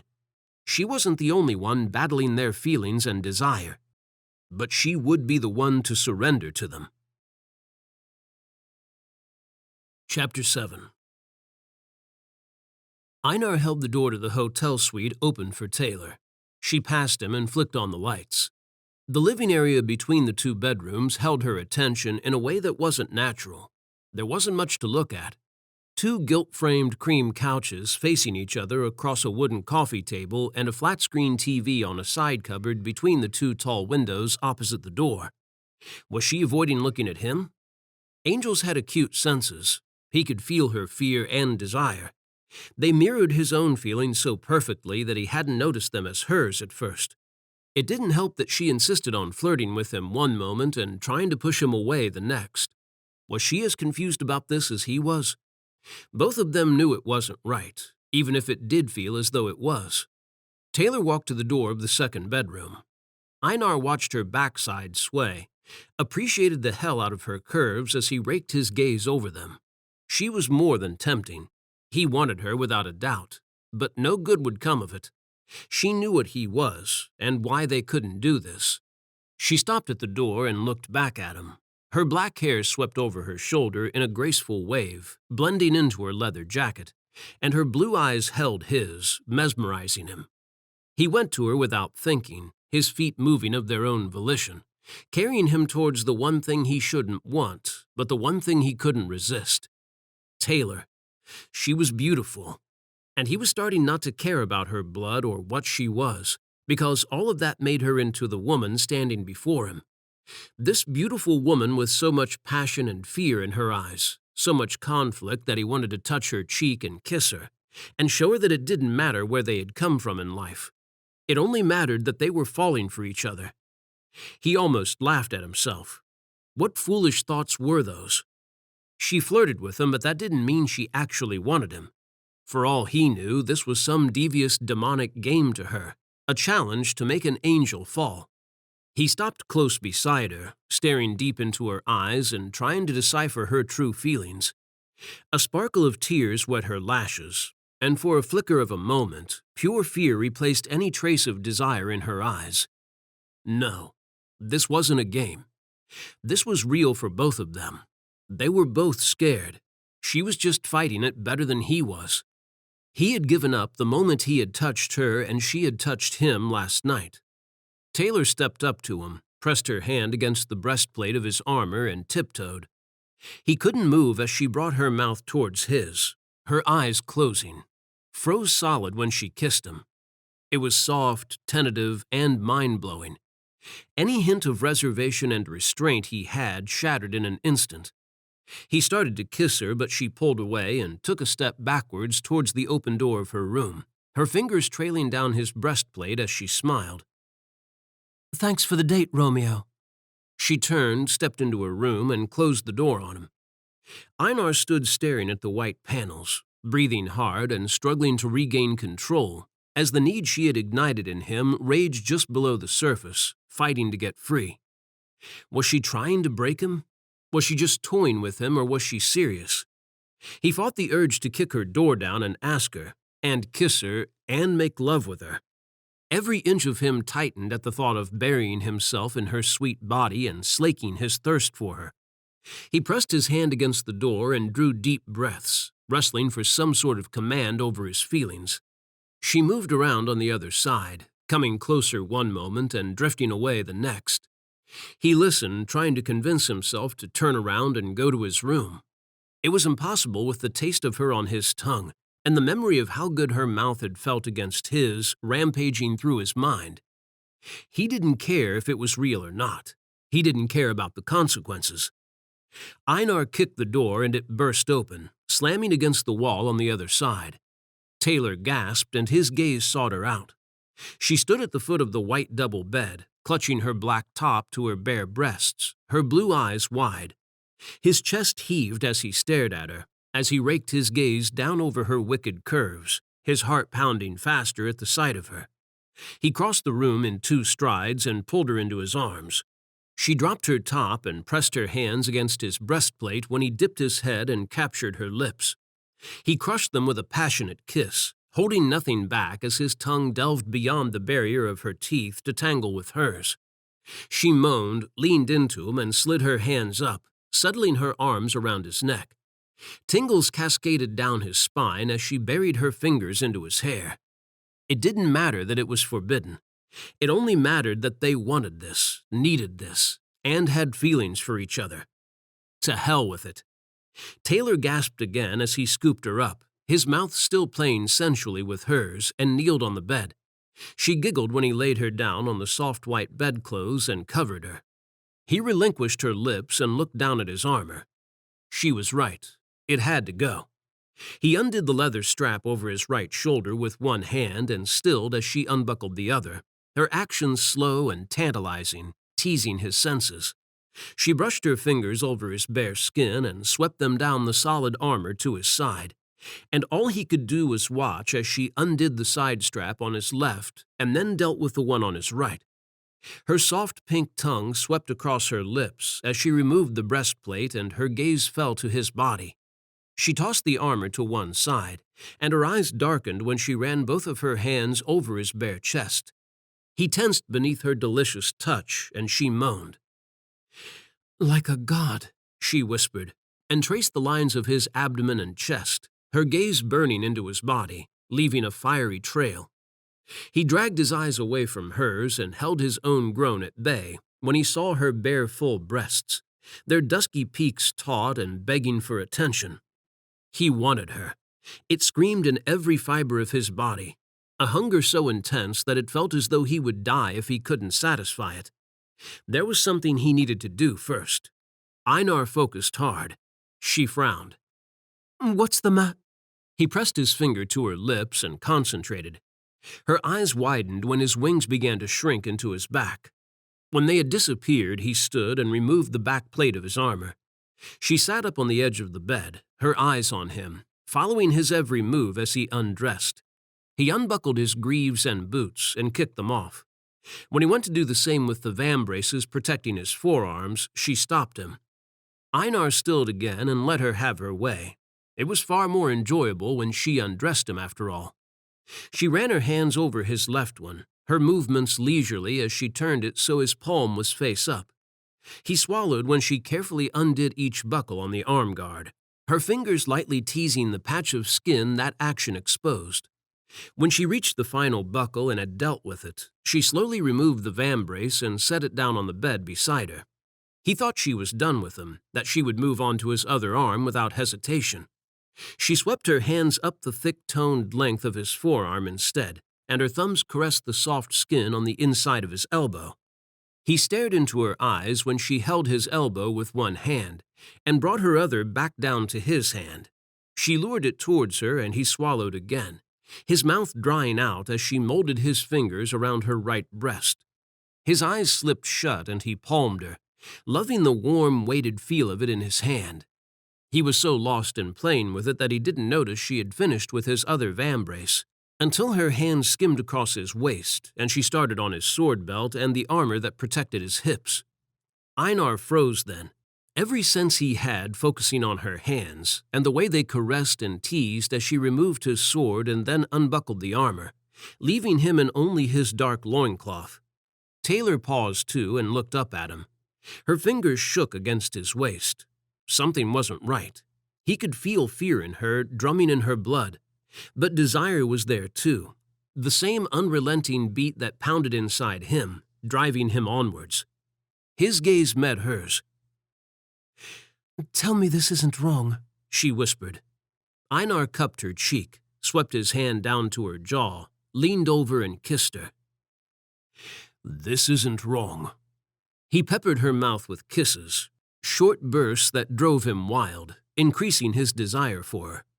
It chased away her fear, too, had her arching towards him for more, seeking another kiss whenever he broke away from her lips. She leaned back and he followed her, covering her body with his and losing himself in the sensual way her tongue teased his. Taylor rolled him over, settling her legs on either side of his hips, and stole command of the kiss. He let her have it, too mesmerized by the feel of her bare breasts pressing against his chest to care. She shivered when he wrapped his arms around her and ran his hands down her back, exploring everything he could reach. Her silky skin was warm beneath his fingers, tantalizing his senses. She felt so good against him, in his arms. He groaned into her mouth when she wriggled her hips, grinding them against his erection. She sighed and did it again. Her tight jeans weren't what he wanted to feel. He wanted to feel her. She squeaked when he sat up, lifting her off him and set her down on the floor at the foot of the bed. A naughty smile curved her lips when he hastily undid her belt, unzipped her jeans and pushed them down her legs. She kicked her boots off and then her jeans and shoved his shoulder. Hard. He fell back onto the bed and stretched his arms out at his sides, savoring the view. She was divine before him, wearing only black panties, a real goddess. He bit his lip when she mounted the bed and then him, coming to sit back astride his hips. A momentary flicker of doubt crossed her eyes and his mind, too. She had asked him to reassure her that this wasn't wrong. It didn't feel wrong, so how could it be? Wanting to reassure her again, he took hold of her hand and pulled her back to him. Her mouth fused with his, her kiss fierce and wild in a heartbeat. He could kiss her like this for hours, days, and never grow bored. Taylor had other ideas. She shifted against him, rubbing his cock, distracting him with wanting other things and tearing a moan from his lips. He slid his hands down her sides, smiling against her mouth when she giggled, and cupped her backside. This couldn't be wrong. He didn't care that there were laws against it. He wanted her, and he was going to have her. She moved backwards, kissing down his bare chest, tongue swirling around his left nipple, lips pressing against his stomach. He closed his eyes and leaned his head back into the bed. It felt far too good to be wrong. His eyes shot open when she tugged at his loincloth and muttered a ripe curse. Unable to undo it, she took to rubbing him through the material, driving him insane. He needed to feel her hand on him. It wasn't right to use his powers for such a thing, but right and wrong meant nothing to him in this moment. He focused. In the blink of an eye, the remaining barriers between them were gone. Both his loincloth and her underwear. A flicker of surprise danced across her face, and then she grinned, lowered her head, and licked the length of his cock. He hissed out his breath and clutched at the white bedclothes. It had been too long since he had been with someone. She licked him again, caressing the sensitive head with her tongue, and stroking the shaft with her fingers. He shuddered and moaned, fisting the sheets and fighting for restraint. It was impossible. He had to have her. He grabbed her hand and yanked her up the length of his body, tearing a gasp from her. Her surprise faded as she lay on top of him and glanced at his hand where it held her wrist, his fingers locked tightly around it. Her pupils dilated. A pulse of desire swept through him. She liked it rough. He groaned. She was going to be his undoing. She moaned quietly when he tightened his grip on her wrist to gauge whether he was right about her. Her teeth teased her lower lip, that flare of desire in her eyes growing stronger. He dragged her high up his body so he could kiss her and nibble that lip for her. Her teeth clashed with his as she fought him for dominance, but she wouldn't get her way this time. Wicked thoughts spiraled through his mind, scenarios that he hadn't considered before.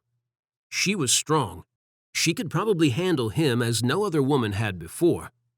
He rolled them over and nestled between her sweet thighs, his hard length pressed against her mound. He thrust, and she groaned into his mouth and buried her fingers in his hair, twisting the lengths tightly around them and holding him to her.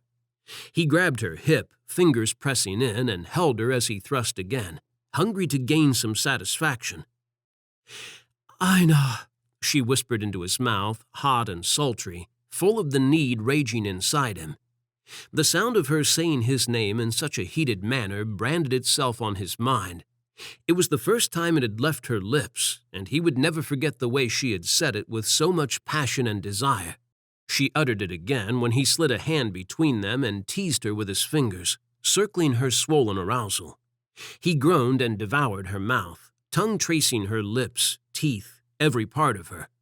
Her grip on him tightened when he delved his fingers lower, almost dipping them into her warm core. His cock ached and kicked. He wanted to be sheathed in there, encased in her heat and joined with her. He took hold of his shaft and eased the tip of it down, rubbing the length of her with it and tugging another low, sultry moan from her. She grasped his shoulder with one hand and his hair with the other, holding him close to her as he teased her. She groaned and shook, rocked her hips up to meet him, tensed and froze. He drew back, his gaze meeting hers. He knew what she needed to hear.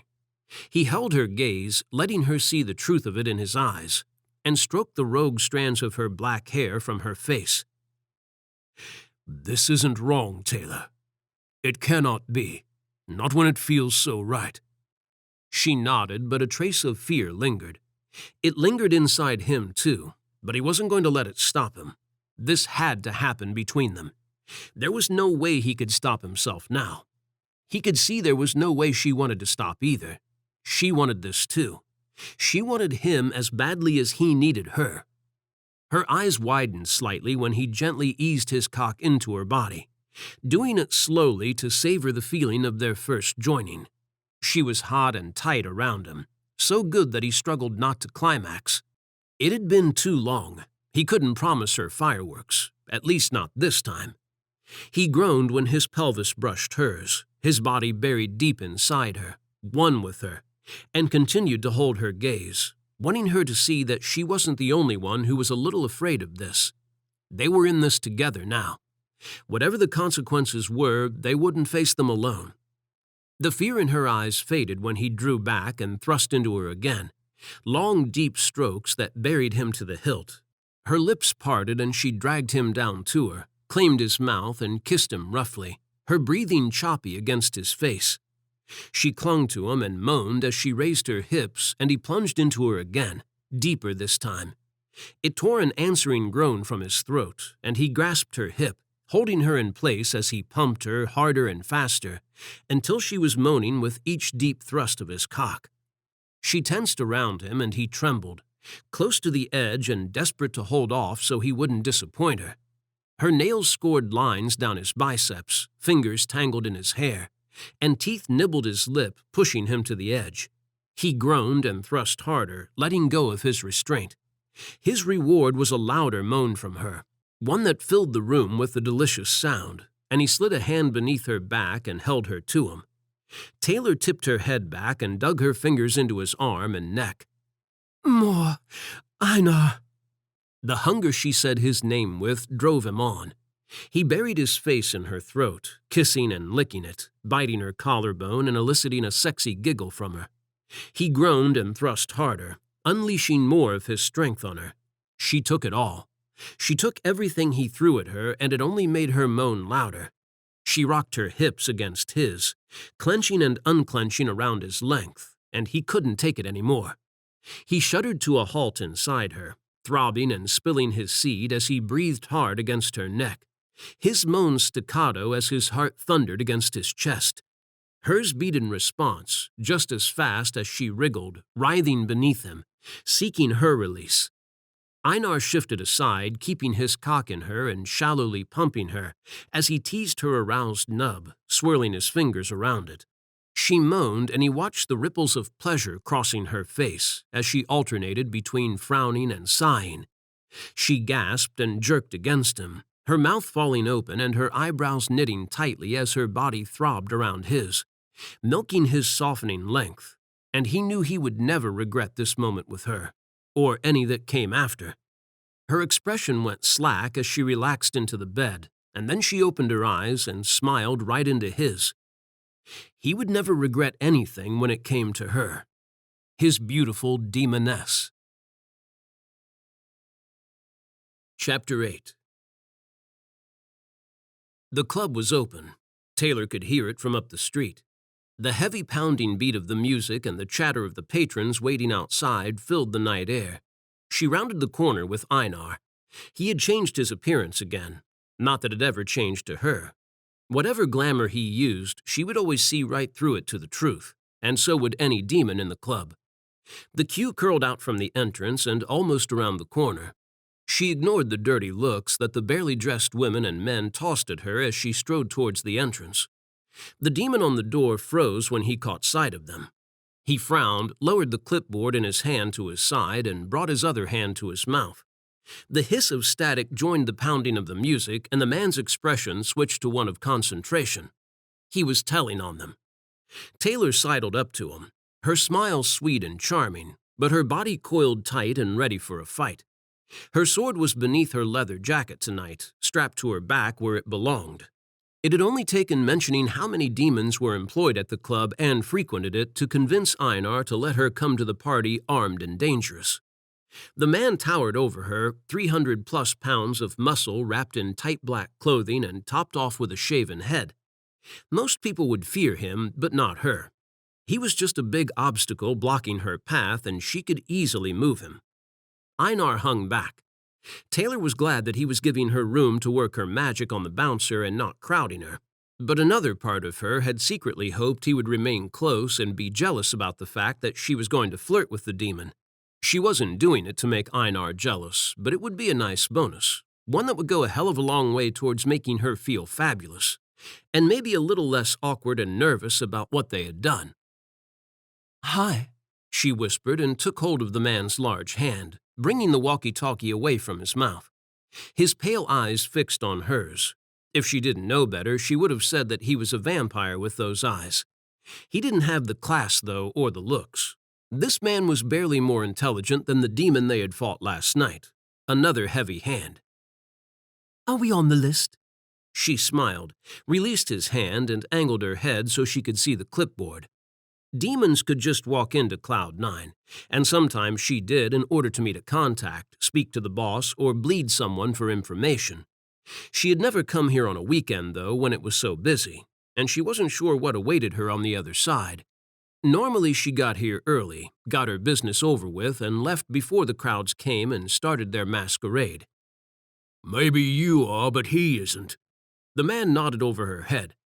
Taylor could feel Einar there, a glowering dark presence that had an edge to it she hadn't noticed about him before. As sharp as a razor blade. Einar wasn't happy.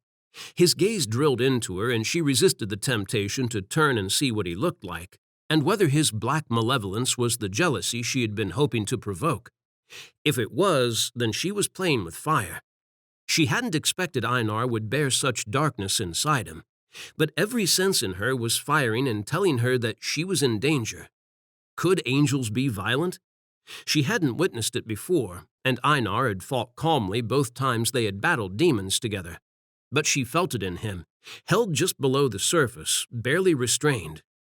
If she made a wrong move, one he didn't approve of, would he kill this demon in front of all these people? Would he reveal to them what he was? It didn't sound like the sort of thing an angel should do.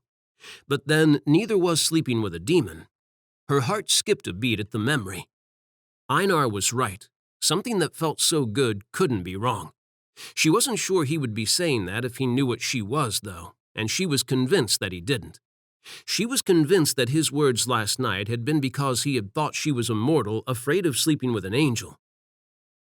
"Come on, I just need to ask your boss a few questions." She flashed her smile again, but didn't flirt with the bouncer as she had intended. She didn't want to push Einar too far. She had him jealous now and had no desire to see him furious. She waved a hand at the walkie-talkie the man held. "So call your boss and tell them Taylor needs a word and let us in." "Nuh-uh. He's kind of bad for business." Taylor sighed, grabbed the man's hand, and forced it to his mouth. "Listen. Either you call your boss, or the guy you're referring to is going to get really cranky. He's already sent someone up north for a little interrogation time, so I would do as I say." The demon still hesitated. The people in the queue near her stared. There was a crackle and hiss, and then a female voice came over the radio. "Let them in." Taylor looked up at the CCTV camera mounted on the wall above the dark double doors behind the bouncer. She winked at it and released him. When she turned to face Einar, he looked darker than she had expected. Shadows shrouded his face and clung to his body, as though he was made from the darkness itself. His eyes burned with bright gold flames in the dimly lit street, fixed over her head on the bouncer. The man was already going about his business again as though nothing had happened. She walked over to Einar, but he didn't look at her. She placed her hand on his chest, wishing she could touch his body rather than the hard, cold breastplate of his armor. His gaze finally dropped to hers, but the gold in it still shifted and swirled, creating mesmerizing patterns around his narrowed pupils. She couldn't find her voice to ask if he was all right, not when he placed his hand over hers and held it to his chest. He gripped it tightly, with the same strength he had shown her last night in the bedroom, possessive and unrelenting. She stared into his eyes, wanting the tension between them to disappear. His pupils widened and the gold flecks settled, only moving slightly as his eyes darted between hers. His lips parted and hers followed suit. She wanted to kiss him when he looked at her like that. Did he want to kiss her too? They hadn't talked about what had happened between them. Neither of them had mentioned anything about it since waking tangled in each other's arms this afternoon. She wanted to discuss what had happened, but she was afraid that he would have changed his mind and would see their moment of passion together as a moment of sheer madness now.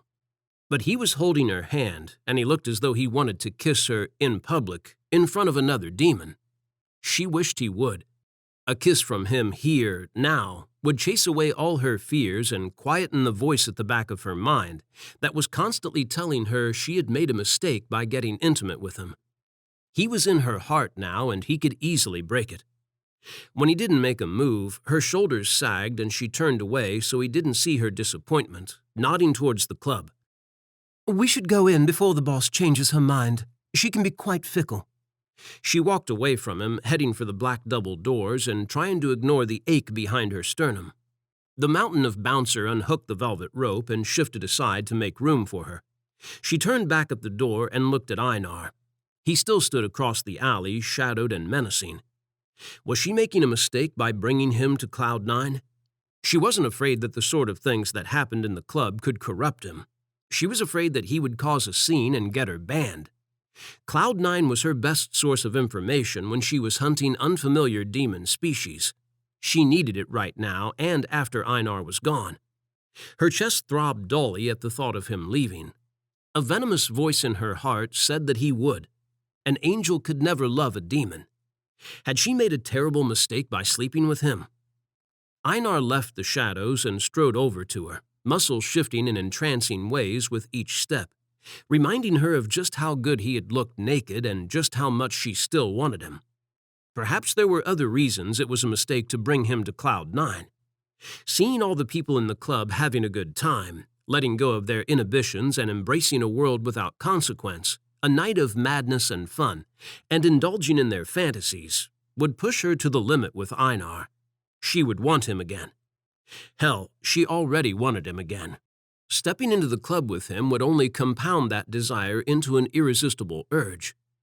Taking a deep breath, she swept her hair back over her shoulder, tilted her chin up, and took the leap. She led him into the club, shaking her hands the whole time to try to ease the tension gradually building inside her as she waited for someone to notice him. The patrons crowding the expansive dark room near the door were all human, nothing for her to worry about. She walked deeper towards the long curved black bar to her right. Brightly lit bottles in a myriad of colors lined the wall behind it, and spotlights above the bar changed from white to blue to purple to red, highlighting the patrons near it and those tending bar. She nodded to one of the bartenders, a young female demon who wore human skin that would entice any man into flirting with her and leaving a good tip. She was pretty and innocent-looking.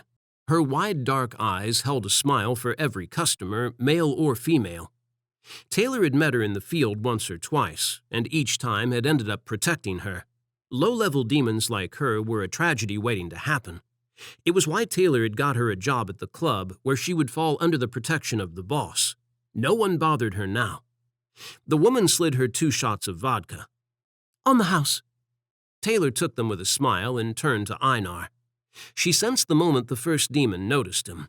It ran through the room like a current, and every demon nearby turned their way, stopping in their tracks.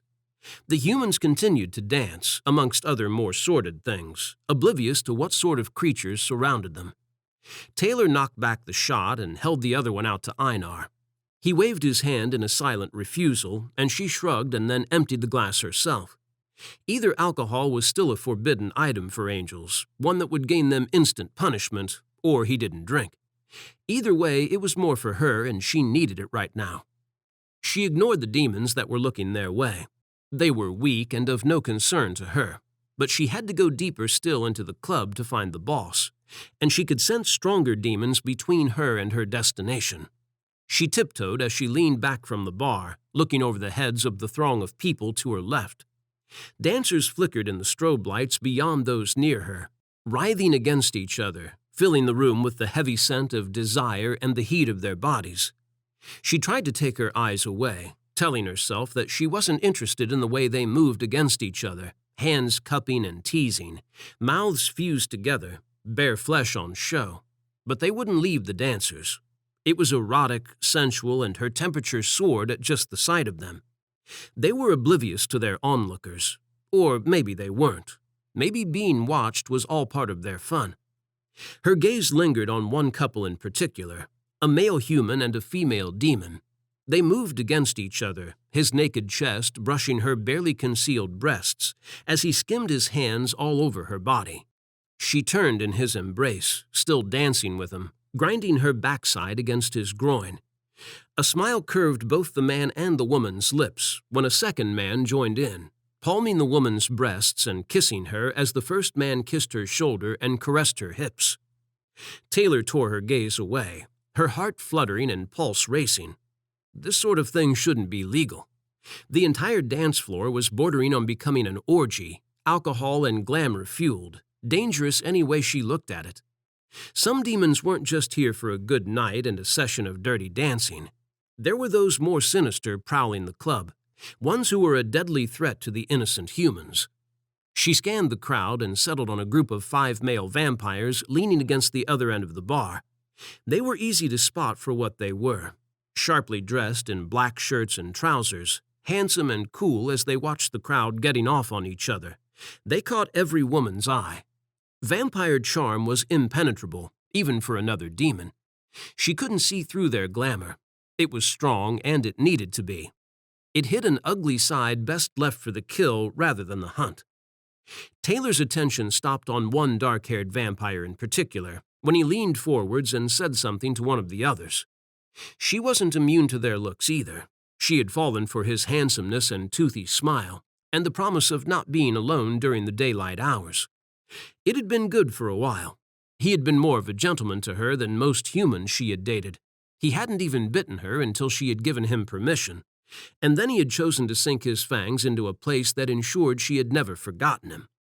Her hand hovered over the spot on her inner thigh. The vampire's pale gaze slid to her, as though she had called out to him by touching the marks. His sensual dusky lips bowed into a smile and her heart fluttered, crimson touching her cheeks, until he said something to his 4 colleagues. They all looked her way, hungry intent in their pale eyes, a reminder of why things never would have worked between her and their leader. Vampires were seducers by nature, addicted to the hunt and the kill. They were players. That wasn't the sort of man she wanted in her life. "Do you know him?" The sound of Einar's bass voice close to her ear reassured her and soothed her tension. Taylor nodded and then looked down when he touched her left arm, a jolt of surprise rocking her. The demons nearby stared. She didn't care. She looked over her shoulder and into his eyes. His hard expression slowly changed to one of concern again, and he slid his hand downwards. Her eyes briefly closed when his fingers tangled with hers, and her heart beat harder. His touch was so comforting that she lost track of their surroundings. It was only when she sensed danger that she snapped back to reality. She turned quickly, her right hand going for the blade strapped to her ribs beneath her jacket, and stopped with her hand on the hilt. The vampire had come to see them. Chapter 9. Is he bothering you? The vampire said, his smile masking the darkness Taylor could feel in him. I could ask the same thing. Einar pulled her closer to him. The feathers of his wings tickled her arm when he brought it further back, so her hand was near his hip. His sword. He guided her hand to the hilt, and she wrapped her fingers around it, following his silent instruction. It wouldn't come to a fight, but it was comforting to know that they were prepared for one nonetheless. Not at all. It's not like you to be jealous, Villandri. She shot the vampire a sweet smile. Villandri cast his darkening gaze over her and then fixed it on Einar. Dark crimson ringed his irises, turning scarlet whenever the bar spotlight switched to red. His short-kneed hair turned as black as midnight, and his pale skin looked even whiter when the light switched to blue, as cold as his glare. But even that couldn't detract from his masculine beauty. Women passing by stared at him, and Taylor wondered if she had looked as hungry as them once, all those months ago, when she had fallen for Villandri's charm and beguiling smile.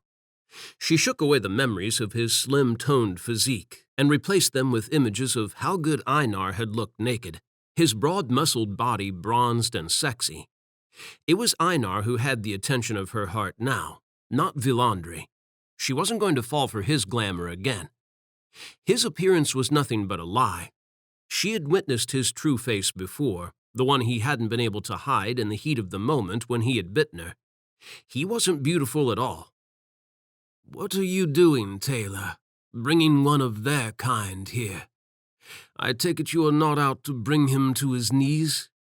Villandri's irises switched completely, burning scarlet, and his pupils narrowed and stretched, becoming cat-like. She shook her head and her fingers flexed around Einar's sword. Villandri wouldn't see the action. Einar's tawny left wing obscured their hands. To Villandri, it would look as though Einar was holding her back. Villandri sneered, flashing a hint of fang. What business does he have here? We have come for information. Einar's deep voice sent a shiver down her spine, and her eyes widened slightly when he stepped into her, the full length of his body pressing against her back. He placed his hand on her shoulder and then shifted it closer to her neck, closer to her blade. Did he really think Villandri would be stupid enough to attack them in the club? He had more class and sense than that. He was more likely to wait for them to finish their business and then track them when they left. No matter how much they courted public attention, one thing would never change about vampires. They liked to kill in private. It was the reason they lived so long. I hardly thought you had come to partake in the party. Villandri ran his sharp gaze over them and settled it on her. I am surprised the boss let you in with him. You know they are not to be trusted, Tay. Vile creatures. Take him away, Tay.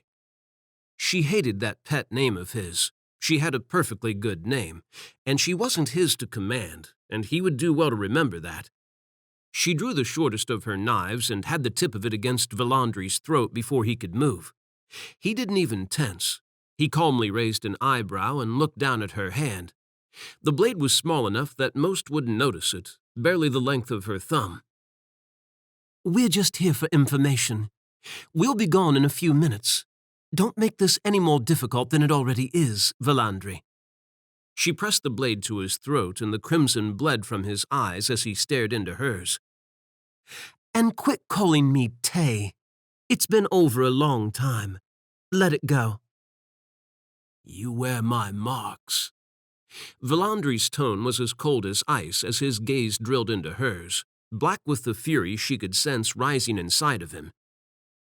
It doesn't mean you own me. You can fool yourself if you like, but I'm not anyone's possession. Taylor pressed forward with the blade and then lowered her hand. A thin, dark line marked Villandri's throat. She hadn't meant to cut him, but perhaps it would help drive her point home without things turning violent. Nobody owned her. The marks on her thigh were just a scar now, regardless of how another vampire or Villandri might see them. They were just another memory. Taylor, I never thought you would turn out this way. Villandri touched his throat and then stared at the blood on his fingertips. He smeared it across them with his thumb, thoughtful and distant. She kept her guard up, unwilling to give him a chance to hurt her. His eyes met hers again, and his expression hardened. He smiled and gave a short laugh, and then shook his head a fraction. You think this story will have a happy ending? You are more of a fool than I had thought. It is one thing to work with such a vile creature, and another thing entirely to believe in anything it would say. Guard yourself, Taylor. The only thing you are heading for is a fall, and as you say, I do not own you, and therefore I will not be there this time to pick up the pieces. Villandry disappeared. She hated it when he did that. She stepped forwards out of the now cloying touch of Einar and scanned the club for the vampire.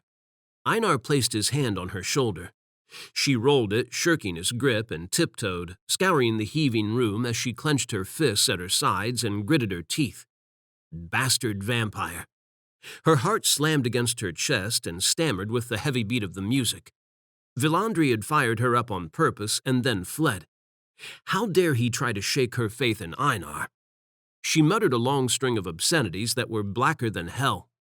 She sheathed her small knife against her ribs beneath her leather jacket, jamming it into the holster, rage pounding in her veins and demanding to be sated.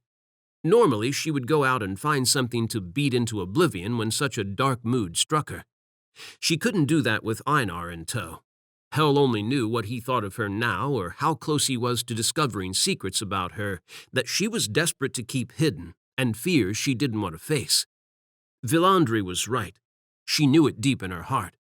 What she was doing with Einar was a mistake, and it was going to go horribly wrong, and she couldn't see any way out of the impending disaster. He was going to find out, and then he was going to leave and break her heart. And this time, Villandry wouldn't be there. She cursed again. Einar touched her shoulder, and she didn't shrug out of his grip this time. She let him touch her because she needed to feel his hands on her, feel him close to her, so she could fool herself into believing that Villandry was wrong. Einar wasn't going to hurt her. You slept with him. There was darkness in his tone. It carried his voice deep into her head and her heart over the music, and she turned and raised her gaze to his. His eyes were black in the strobe light, no trace of gold in them now. Fury and a craving for violence trickled into her where his hand rested on her shoulder, the feeling creeping over her skin and warning her that making Einar jealous right now would be a very bad idea. She didn't know him well enough to judge what he might do, but the look in his eyes said that he would start by massacring the 4 vampires that Villandry had left behind. Once or twice, a long time ago. She placed her hand over his. Don't tell me I have to use the let-it-go speech on you, too. The darkness in his eyes didn't shift. She risked it and curled her fingers around his hand, holding it, and stepped closer to him. She didn't care if the demons were watching. Einar was too important to her for her to pretend that he meant nothing just so the demons wouldn't bother them. She wouldn't push him away like that, no matter what the consequences were. She couldn't. What's this all about, Taylor? The high, snappy tone of the woman's voice jolted her, and she instantly released Einar's hand, her heart leaping into her throat. She spun on her heel to face the woman. The boss swept the short strands of her blonde hair from her dark eyes and locked gazes with her. Looked so deep into them, Taylor felt as though the boss was trying to probe her mind for the answer. Did you send a half-wit demon after us? Taylor held her gaze, unflinching under the woman's scrutiny. The boss's attention shifted to Einar, and lingered. Taylor frowned, a spear of jealousy lancing her chest, and was one step away from moving into the boss's line of sight, when the woman looked back at her. Her expression turned harsh. Taylor had always thought the boss was pretty when she smiled. When she scowled, she was as ugly as sin, and a flicker of her true appearance shifted over her skin, scaly and grotesque. Not after you. I was after those bastards. The boss waved a hand at a male bartender, and before a minute had passed, he was handing her a tall, dark drink. Blood. It wasn't just vampires that needed iron in their food. The boss was a blood drinker, too, and normally it came fresh from the vein. Taylor hoped that it hadn't tonight. She was sure that the boss had more sense than to have a human on tap when there was an angel in the room. No offense, Taylor, but what the fuck are you doing bringing one of his kind into my club? The boss snapped, a flicker of fire in her eyes. Common purpose, Taylor blurted, feeling like a school kid all over again, afraid of her teacher's wrath. We both want rid of these demons. It makes sense to work together. What you were doing a moment ago looked pretty damn far from just working together. I don't have to remind you how quickly this sort of shit goes bad. She swirled her glass of blood and lifted it to her nose, inhaled it as if savoring a fine wine, and then fixed a glare on Einar. Taylor forced a smile. The boss certainly didn't have to remind her about the consequences of choosing Mr. Wrong, and Taylor suspected that she'd had her fair share of heartbreak too. But it was different this time. At least she hoped it was.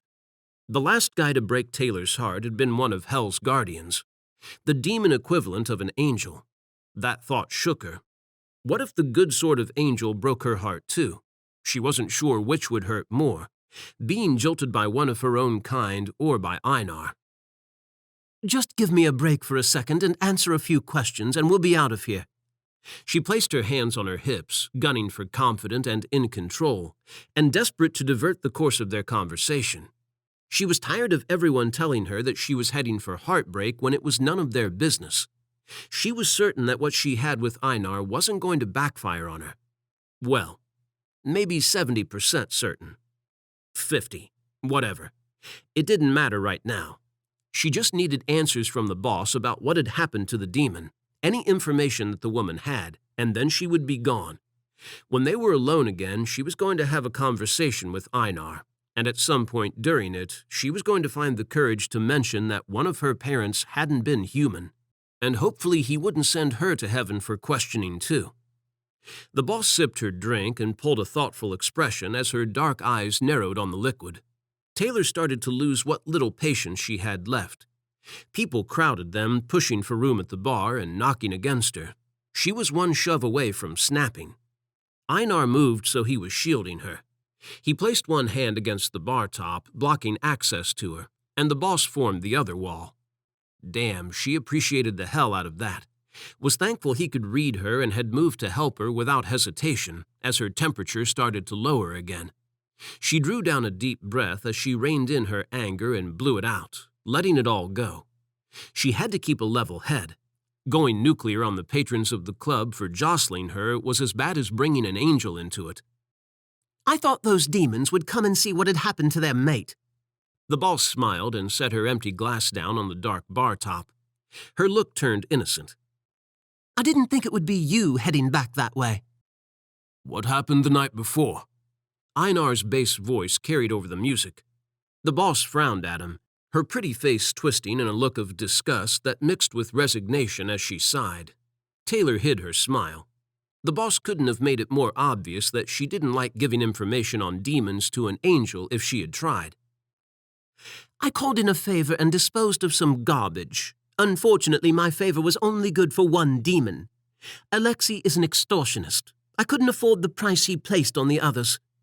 The boss gave Taylor a look that said, "You know what I mean." Taylor did. She had worked with him once and had learned her lesson. Alexei was a powerful demon, but he placed high prices on his services. His charge for all three demons had probably been the boss's soul. The woman huffed. So I sent the other demon after the remainder. You're not the only one who wants to see these bastards dead. They're bad for business. Bad for business? Why? Taylor shot Einar a look that warned him to keep quiet this time. This was her territory. It was better that she did the talking. If Einar asked the questions, the boss would end up feeling as though she was under interrogation, and that would definitely get Taylor barred. It would also wreck their chance of getting the information she could feel the boss was close to giving them.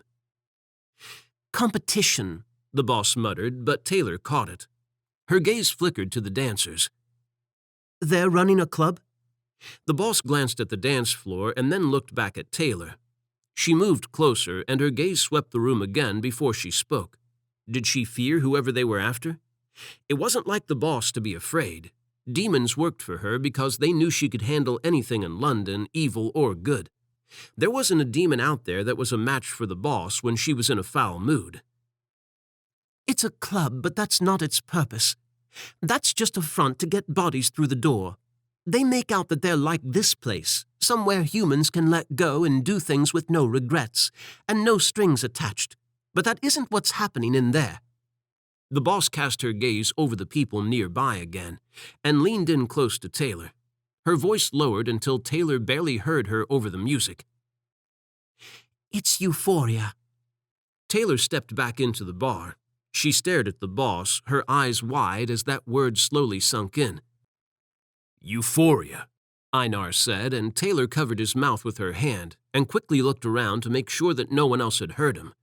It couldn't be. "You're sure?" She looked at the boss and released Einar's mouth. The woman nodded. "I sent a couple of my boys in to check it out, ones who couldn't be traced to me." "It would explain the body count." Taylor pressed her fist to her mouth. This was bad, very bad, worse than she had imagined. "We'll deal with it. Whereabouts is this club?" She wasn't sure they could deal with it, but she had to do something. "Soho. I'll give you the address, but they won't let you in." The boss jerked her chin towards Einar. "They'll spot him a mile away and shut down before you can get there. They keep watch." Taylor frowned. There had to be a way into the club. She could go alone, but something told her that Einar wouldn't agree to that, not if he knew what sort of hellhole the club would be. Euphoria. In all her years, she had never thought that a demon would dare start such a place in her city. "You're sure they're dealing in it?" Because she wasn't. Or maybe she just wanted this all to turn out to be a hoax, a joke on the boss's part. The woman nodded. There wasn't a hint of doubt in her eyes. "Can you send a man there tonight? Someone who'll check out. He's got to be new here or the sort who'll frequent a lot of clubs. Someone the demons won't suspect."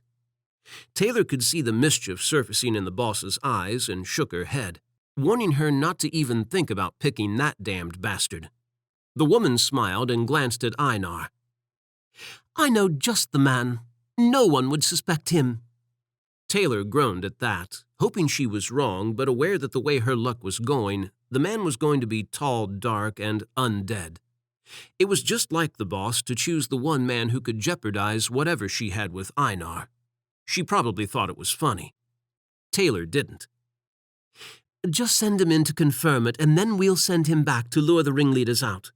We'll deal with them tonight," she bit out, her mood darkening at the thought of what was going to happen.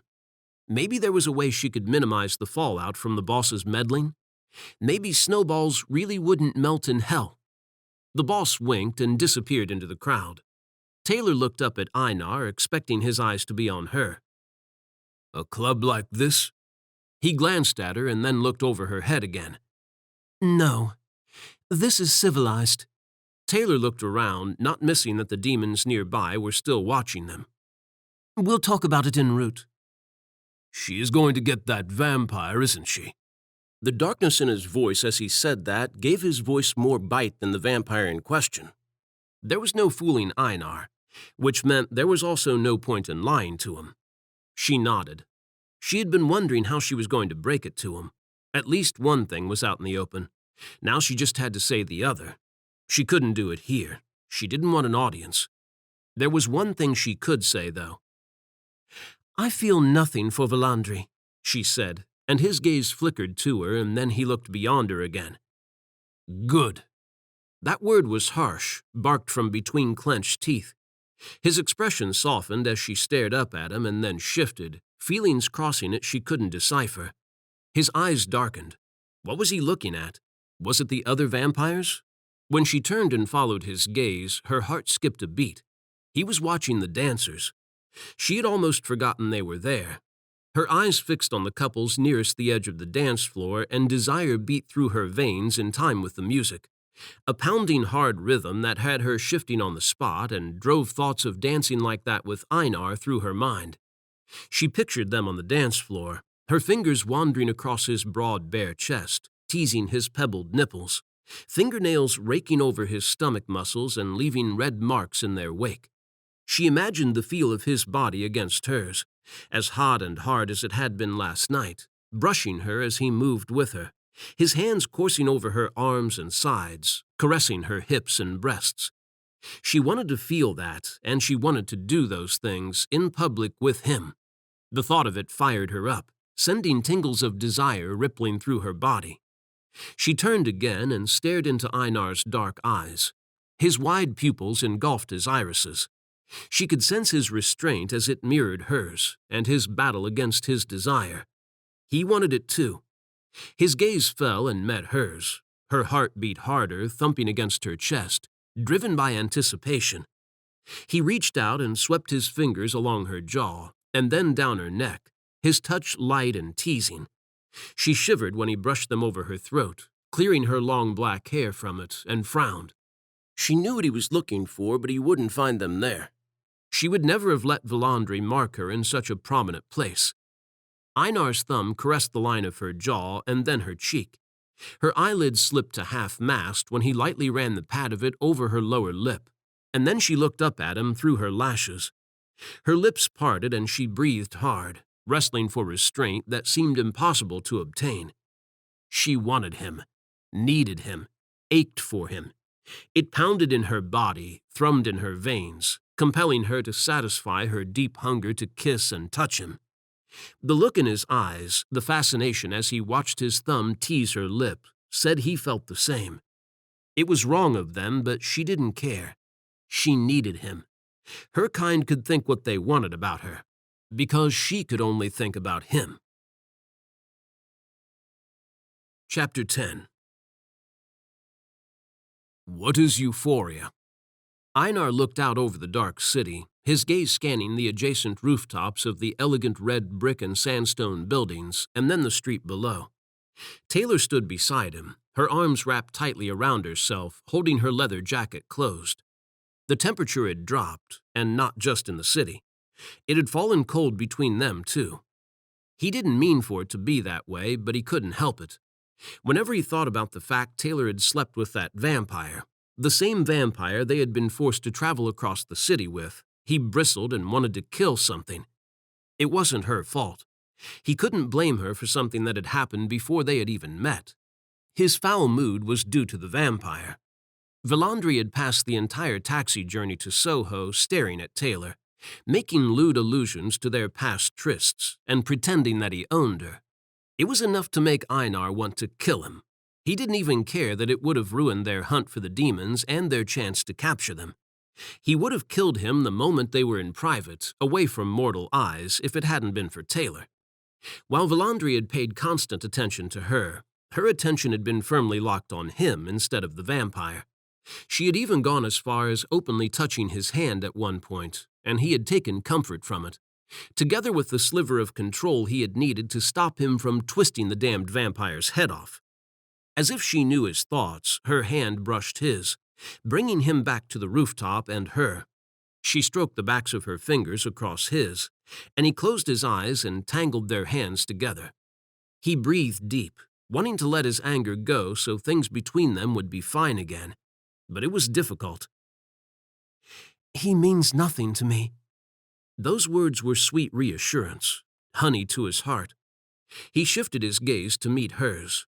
She smiled, stunning in the low light, her dark hair tied back into a neat ponytail now, and exposing the full extent of her beauty. "Although, I don't mind seeing you jealous." Her smile grew a little wicked and teasing. Jealous wasn't a strong enough word for how he felt. There should be another word for the possessive, murderous rage inside him, something stronger. "Tell me," he said, and her eyes widened, her heartbeat picking up a note of fear. Einar smiled to reassure her that he wasn't asking her to confess her feelings or anything of that sort. He wasn't going to push her because he knew how difficult this was for her. It was difficult for both of them. Impossible. Yet he still wanted to give it his best shot and convince her that it would work out between them, and that there was no reason for her to flip between wanting him and wanting to leave. No matter what she thought, he wasn't going to hurt her. Euphoria. That single word brought relief to her eyes. She gazed into the distance, the chill breeze tousling strands of her ponytail, and sighed. She was beautiful with London as her backdrop, the dark city pricked with lights that shone like stars. "It used to be common." She brushed her hair back, tucking the rogue threads behind her ears with her free hand. Cloud9 doesn't supply drugs or anything other than alcohol and a place to free your inhibitions. Dealing in euphoria is different to that. Humans think they're getting drug-laced cocktails to help them unwind. What they're getting is far worse. She faced him, her blue eyes meeting his, sharp and serious. It's demon toxin. Shock rippled through him. But that would kill. He saw in her eyes that she was telling the truth. Her reaction and that of the boss back at the club told him that there were demons who were against such a thing, and it had surprised him to hear it. He was beginning to realize that not all demons were out to harm humans, that what he had been taught as an angel was wrong, or at least it was wrong in this era. There were demons who wanted to protect the mortals as fiercely as the angels did. Was it Taylor's part human blood that drove her to defend her city against those who sought to hurt it? Or was it her demon blood? The theory goes that you give them only a drop, so they become compliant and dazed. It's mixed with something else to make them a slave to the demon whose toxin they've imbibed. Taylor shivered and released his hand. She wrapped her arms around herself again and stared into the night. Euphoria isn't about the thrill it gives the humans and the demons. It's purely about the demons. The excitement of controlling someone like a slave, of making them do things, of being able to do as they please with a mortal. Drink from them, screw them, beat them. Anything goes. Including killing them. The thought that it might had that uncontrollable rage boiling back to life in his veins, and he clenched his fists and glared at the city. A hunger to hunt down every wretch who used euphoria on a human beating inside him. Death doesn't normally come into it. The amount of toxin should be small enough that it can't kill, so the human involved doesn't become sick. But there's always the risk of something going wrong. A trip on euphoria should always end with the demon administering an antidote. The human wakes up feeling fine and on top of the world, unaware of the things they did. I've seen it in other cities, and every demon knows the rules of play. Taylor frowned, a flicker of concern crossing her delicate features as she shook her head. This isn't euphoria as most demons know it. Something else is happening at that club, and we need to find out what it is. Her gaze shifted to him, and gone was the worry. There was only confidence and determination. It shone in her blue eyes, luring him back under her spell, conjuring images of her fighting that stirred a different feeling in his blood. Desire. We will put an end to this, Taylor. He growled and settled his hand on the sword sheathed at his waist. They would discover what was happening, and he would deal with the demons responsible. He placed his free hand on her slender shoulder, her leather jacket cold beneath his fingers. She started to smile and then frowned again. Her eyes searched his, flicking between them, and her lips parted, and he sensed the struggle within her. Einar. She hesitated and dropped her gaze to his feet before slowly working it back up his body. I have to tell you something. And, well, here goes nothing. He tensed at the same time as she did. I felt that too. Something had shot through him, a sense that danger was approaching, like ice chasing down his spine beneath his armor. Taylor's head snapped around and she gasped. He followed the direction of her gaze and saw why. Valandri was leaping from roof to roof across the city, heading towards them, and he wasn't alone. 2 black demons were in pursuit, barely visible in the night sky, their scaly dark wings beating the air.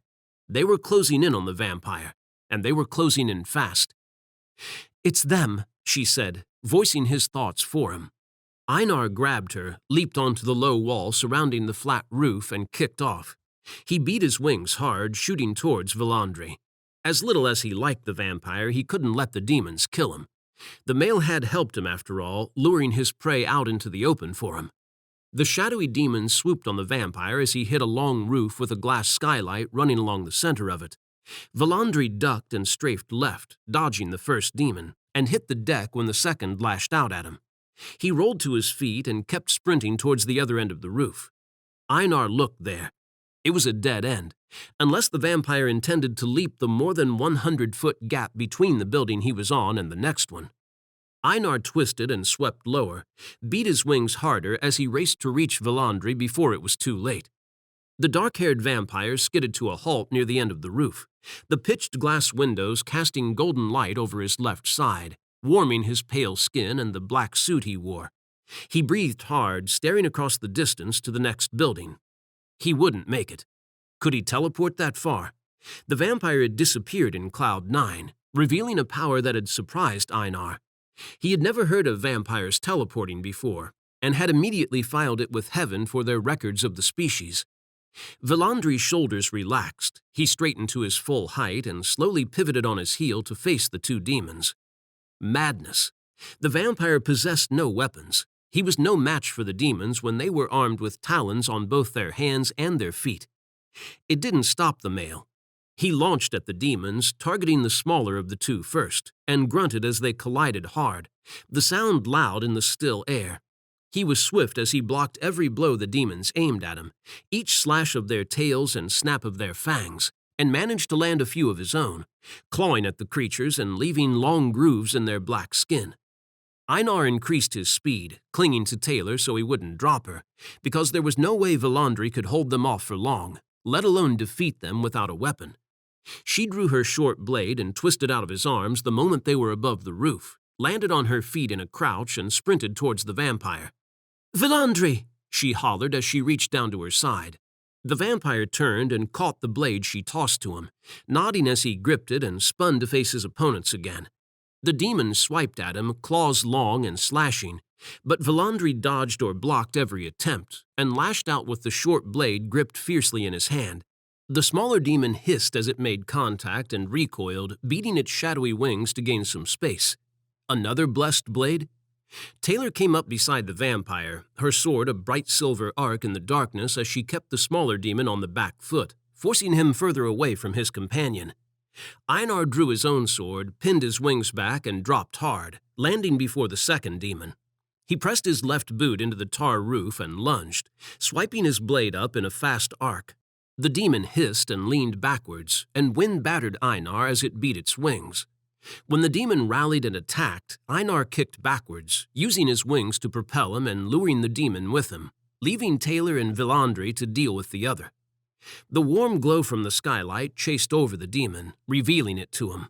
It was almost human in form, but where a nose should have been, there was nothing but two holes flat against its scaly skin. A wide mouth cut across the oval of its face, almost reaching from ear to ear, and a pair of large almond-shaped vivid yellow eyes focused on him with deadly intent. The demon snarled, exposing pointed teeth that were almost as black as its skin, and lunged at him. Einar dodged its hand talons. Fighting in midair was never easy. In fact, he hated it. Battles were best fought on the ground, where he could easily avoid his enemy's attacks and defeat him. It was difficult to keep his focus on his opponent as the sound of fighting rang up from below, a masculine grunt mingling with the softer sounds of Taylor as she battled the smaller demon. He beat his wings to place some more distance between him and his own demon. It studied him as it flew around, prowling the night sky, its huge dragon-like wings beating the chilly air. It made another sharp lunge, swiping at him with the claws on its feet. Einar avoided the blow and swept left, keeping the distance between them steady as he assessed the demon. It moved with him, keeping the gap between them steady, and then attacked again, twice in a row, little jabs with its hands that carried an air of indifference, as though it was merely testing him. They were both looking for an opening. The demon shifted backwards in the sky, and its thin pupils darted to the fight happening below them. Einar beat his wings and shot towards the demon. He brought his sword back close to his side and then thrust the blade forwards as he reached the demon. The demon turned in the air, avoiding the attack but not completely. The tip of Einar's sword caught its left wing, slicing through the black membrane, and the demon cried out. The screech pierced Einar's ears and he flinched as they rang. He attacked again, feinting right and then going left to sweep around behind the demon. He kicked the creature in the back, sending it tumbling forwards in the air, and swept down towards it as it struggled to right itself. The demon evaded the blow he aimed at its back, twisted in the air as it dropped beyond his reach, and stretched its talons out and slashed at him. Einar dodged right with a hard beat of his wings, narrowly missing the demon's claws. He wasn't immune to the toxin that demons produced. If it caught him, he would suffer worse than a human. His angel blood saw to that. The other demons screeched and someone yelled at the same time. His heart froze in his chest. His eyes leaped down to the roof below him. Chapter 11. Relief beat through Einar as he saw Taylor was fine. She knelt on the roof, supporting Villandri, fear written on every beautiful line of her face as she tried to rouse the vampire. The demon he had been fighting dived towards them. Einar clutched his sword and swooped, his focus locked on the wretch.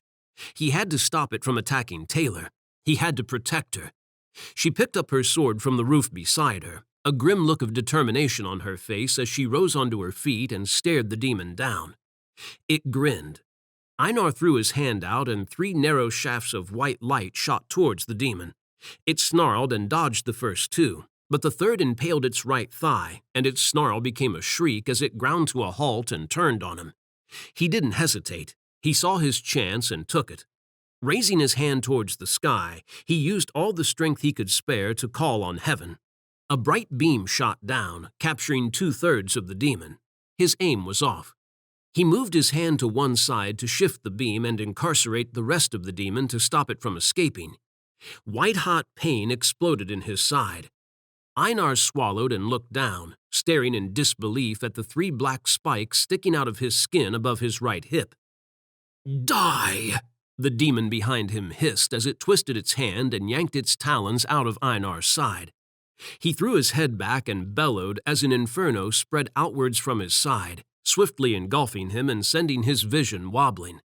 The white beam flickered, stuttering as his focus shattered. The demon encased in it growled and began to break free, clawing towards the edge of the light. No, Einar wouldn't allow it. He scoured the roof for Taylor, blinking as he fought the effect of the demon toxin as it swiftly entered his blood. Sweat broke out across his brow and his body, and he shivered as the fiery fever raced through him. He blinked again, widened his eyes, and growled as he struggled to regain his focus. Another shiver racked him, and his teeth chattered as he stretched his hand out and put all of his remaining strength into holding the second demon and protecting Taylor. She wavered in and out of focus as she looked up at him, her dark eyebrows furrowing and blue eyes shimmering with tears as she shook her head. Her lips moved, but he couldn't hear her words. His vision distorted, darkness encroaching at the edges of it. He had to hold on and finish the demon. He couldn't fail her. She moved, racing towards the beam of light. The demon struggled but didn't stand a chance. She brought her sword up in a swift arc and cut off its head. Einar silently thanked her for ending his need to contain the demon and pressed his hand to his side. Blood pumped through his fingers, hot but swiftly chilling as it cascaded down his hip. He swallowed and turned, his head throbbing and dark waves washing over him, and looked for the other demon. It was gone. His sword slipped from his hand and fell into the street far below. Einar tipped back, lost his fight to remain conscious, and followed it. He didn't feel the impact or hear Taylor screaming his name. He felt nothing in the endless black, surrounded by warmth and peace. He knew nothing. And then a voice. It called to him. He heard it not in his ears, but in his heart. And he responded. He sucked air into his bruised lungs, obeyed that whispered demand not to leave her. Taylor. He lurched off the ground. Only it wasn't the broken asphalt of the road. Strong hands pinned his shoulders, and he fought the person seeking to restrain him. He had to move.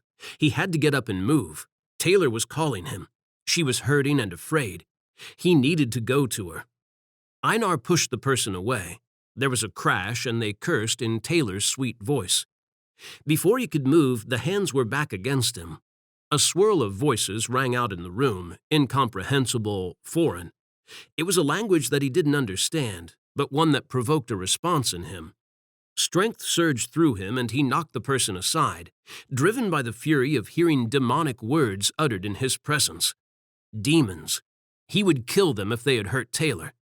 "Keep still, you big oaf," Taylor's sweet voice again.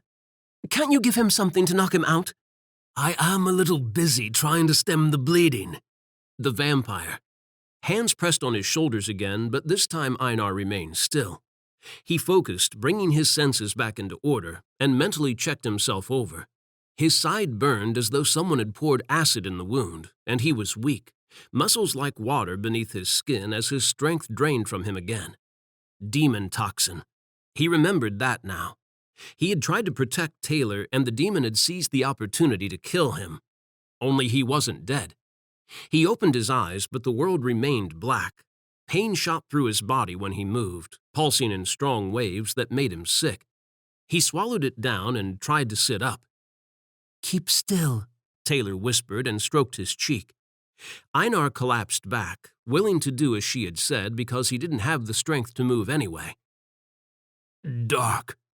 He pushed the word out and swallowed again, this time trying to wet his throat so he could speak. "Stay there a little longer." Taylor's fingers grazed his jaw, her touch soft and tender, soothing the pain inside him. "You can come back soon. You were supposed to stay asleep." Was he? What had she done to him? Was this one of her powers or the vampire's? He had been out cold, and not because of the fall or the toxin. It had been something else.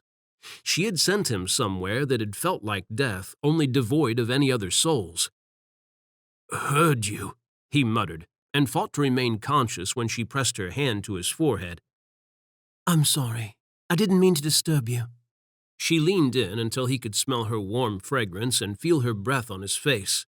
Her damp cheek touched his, and she stayed there, lingering with it pressed gently against his. Was she crying for his sake? He didn't want to make her cry. He was strong enough to survive demon toxin. For her. "Sleep a while. Pleasant dreams, Romeo." She brushed her lips across his cheek, and the darkness swept over him again. Was that where she had sent him? Deep into some dream world to take him away from reality and the pain? He tried to hold on, wanted to stay with her, but the pull was too strong and he slipped into the endless black. It was different this time. The darkness faded to reveal a beautiful green valley stretched before him, hills rolling down towards a sparkling river, and the clumps of trees that lined it. Bright sunlight beat on him from a cerulean sky that stretched on forever in the distance, beyond hazy mountains. He sighed and took it all in, studying the details that had gone into creating such a peaceful place. Sheep roamed the hill down from him, and a red kite flew overhead, calling to another across the valley bottom. Einar wasn't sure how long he was there. Time lost meaning, and he didn't feel the minutes pass as he watched life happening. He sat on the grass, letting the scenery wash over him, studying every little detail, from the leaves on the trees to the way the river caught the light as it snaked across the valley. With a long sigh, he lay back and stretched out, the blades of grass tickling his arms and sides as he stared up at the sky. The red kite flew overhead, majestic and beautiful, wings still as it cut through the warm air, calling again. He stretched his hand up to it as though he could touch it from so far away, and smiled. It was so tranquil. The sun warmed his skin, the sounds of the world drifted around him, and he found himself closing his eyes to savor the feel of this place that Taylor had created for him. When he opened them again, a grotty white room had replaced the beautiful valley. "You're awake." Taylor leaned over him, her dark eyebrows furrowed as she brushed her fingers over his brow. "How are you feeling?" He mentally checked himself over again, and his eyebrows lifted when he felt no pain. "Fine." Einar frowned and looked down the length of his body. His dark brown breastplate was gone, but the rest of his armor remained. His wings were gone, too. They must have disappeared when he had lost consciousness, so he would look human to anyone who found him. He focused to keep them away and stared at his waist. White bandages covered it, stained crimson on his right side. Taylor lightly touched his stomach, and her voice shook. "We can't heal you like angels can. Villandri removed the poison and stitched the wounds. I bandaged you." "And sent me to somewhere else," he murmured, sure he would never forget the beautiful place she had chosen for him. She refused to look at him, kept her blue eyes fixed on her hand where it rested on his stomach. He placed his hand over hers and she stared at them. She was trembling. Why? Do you hate me? Tears slipped down onto her cheeks and she closed her eyes. His heart ached at the sight of them and the feel of her in so much pain. Never, Taylor. Why would you think such a thing? He squeezed her hand so she would look at him. The ache in his chest worsened when she didn't do as he wanted. She kept her eyes closed, screwing them shut so tightly that she was frowning, as though she couldn't bring herself to face him, as though she couldn't bring herself to look at him for some reason. You know what I am now. She bit her lip when a sob pushed free. Einar pulled her to him.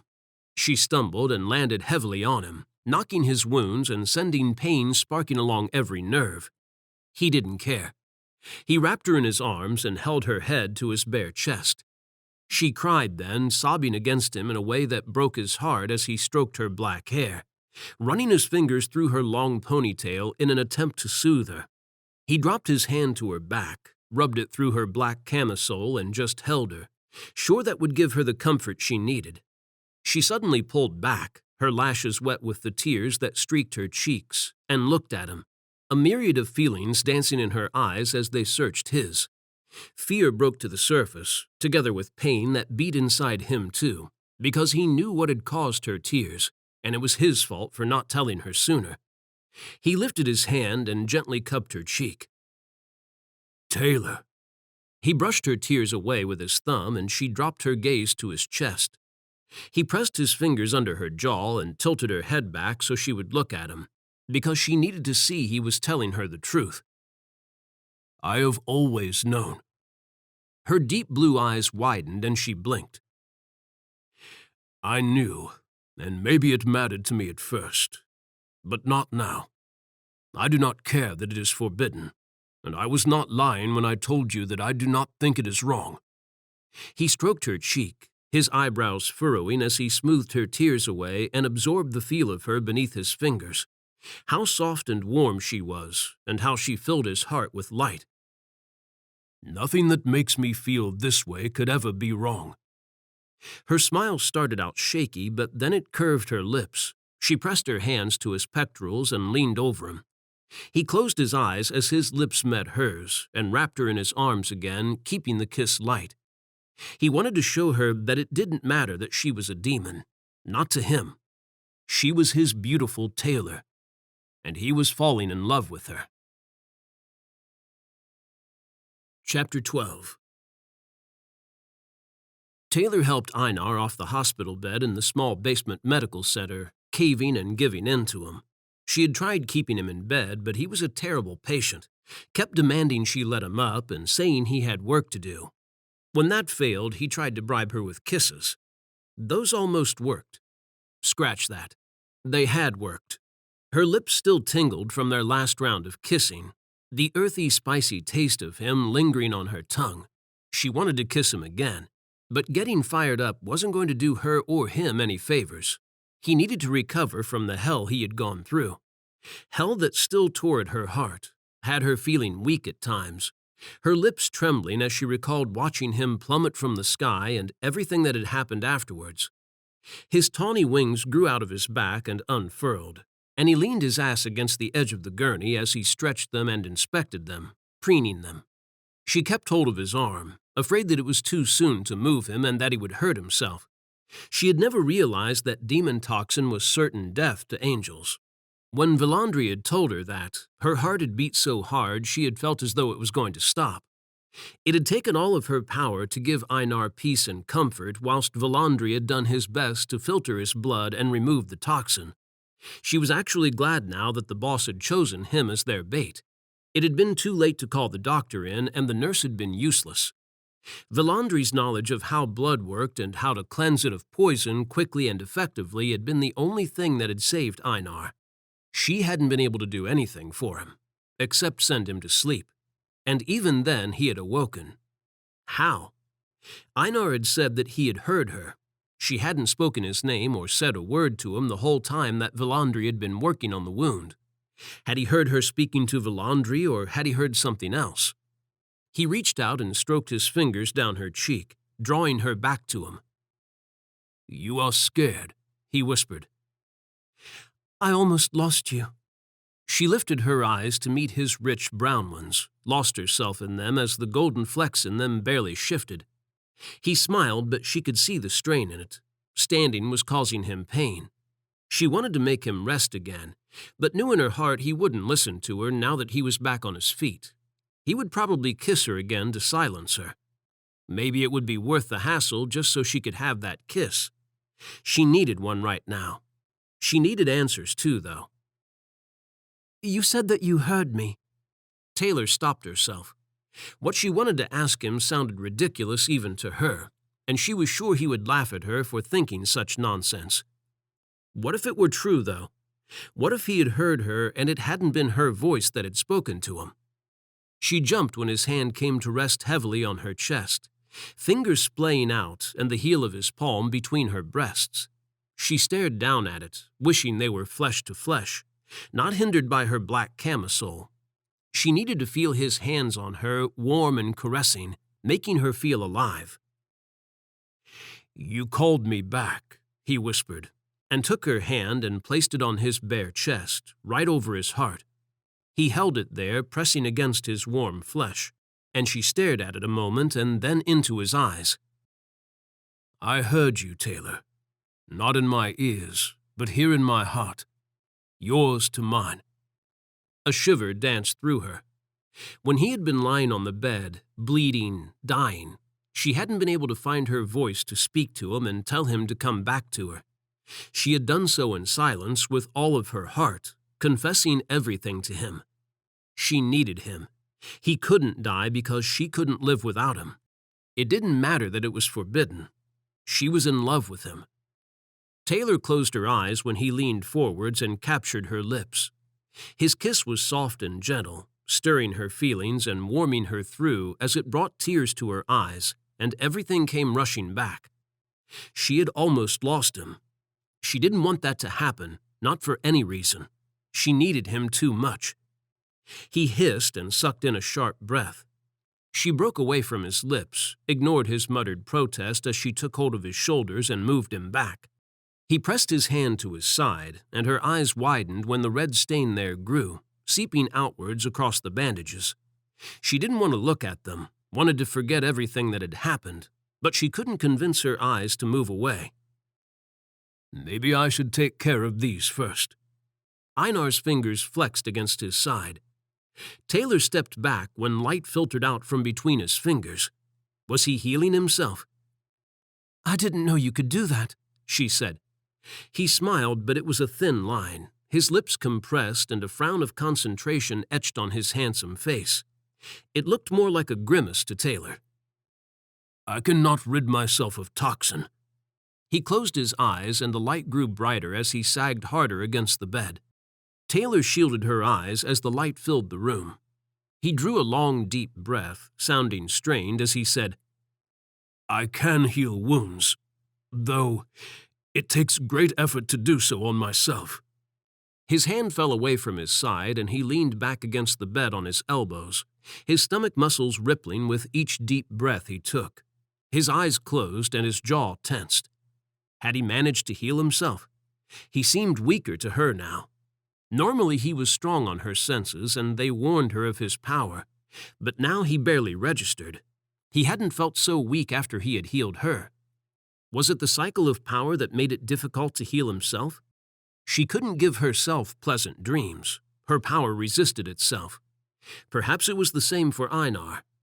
She reached out and swept her fingers over the bandage.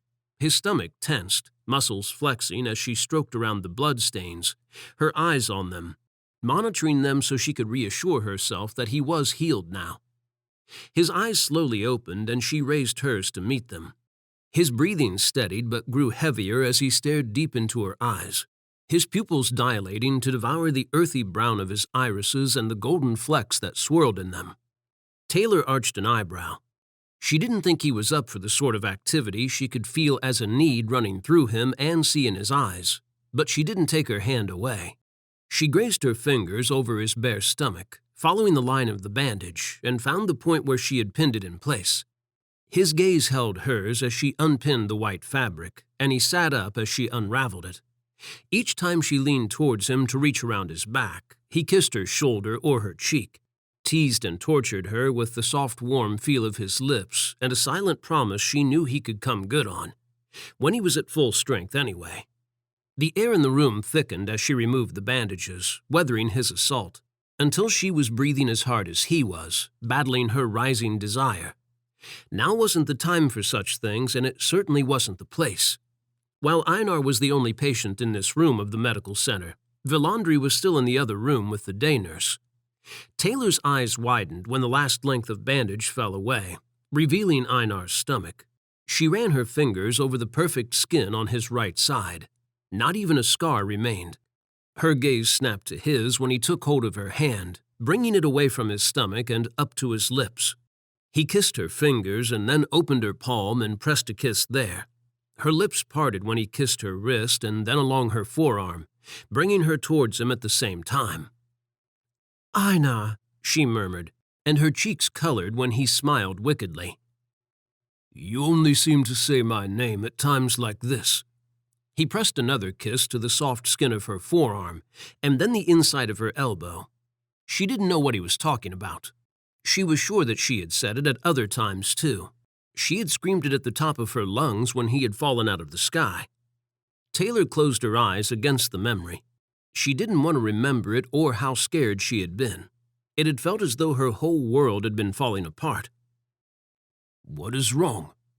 Einar touched her cheek and she leaned into his hand, unable to stop herself and desperately needing the comfort of his touch to ease her pain and convince her that he was alive, fine now. She wasn't going to lose him. She turned her face and kissed his palm, breathed him in and savored the smell of him. He was here now, alive, unharmed. A tear slid down her cheek.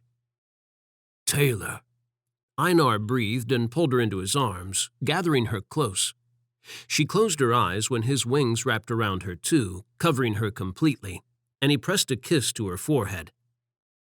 "I am sorry I scared you."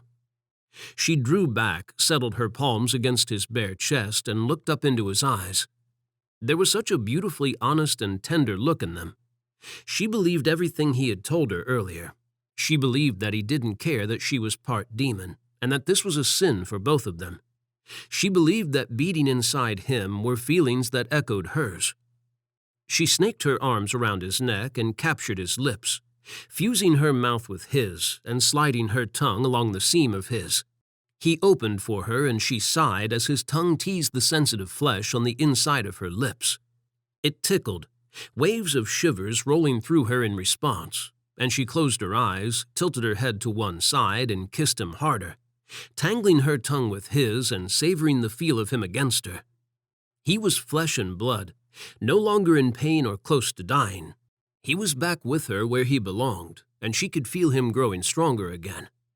He kissed along her jaw, open-mouthed and rough, nipping occasionally. Each bite with his blunt teeth shot her temperature up another degree, and she was burning for him by the time he reached her throat.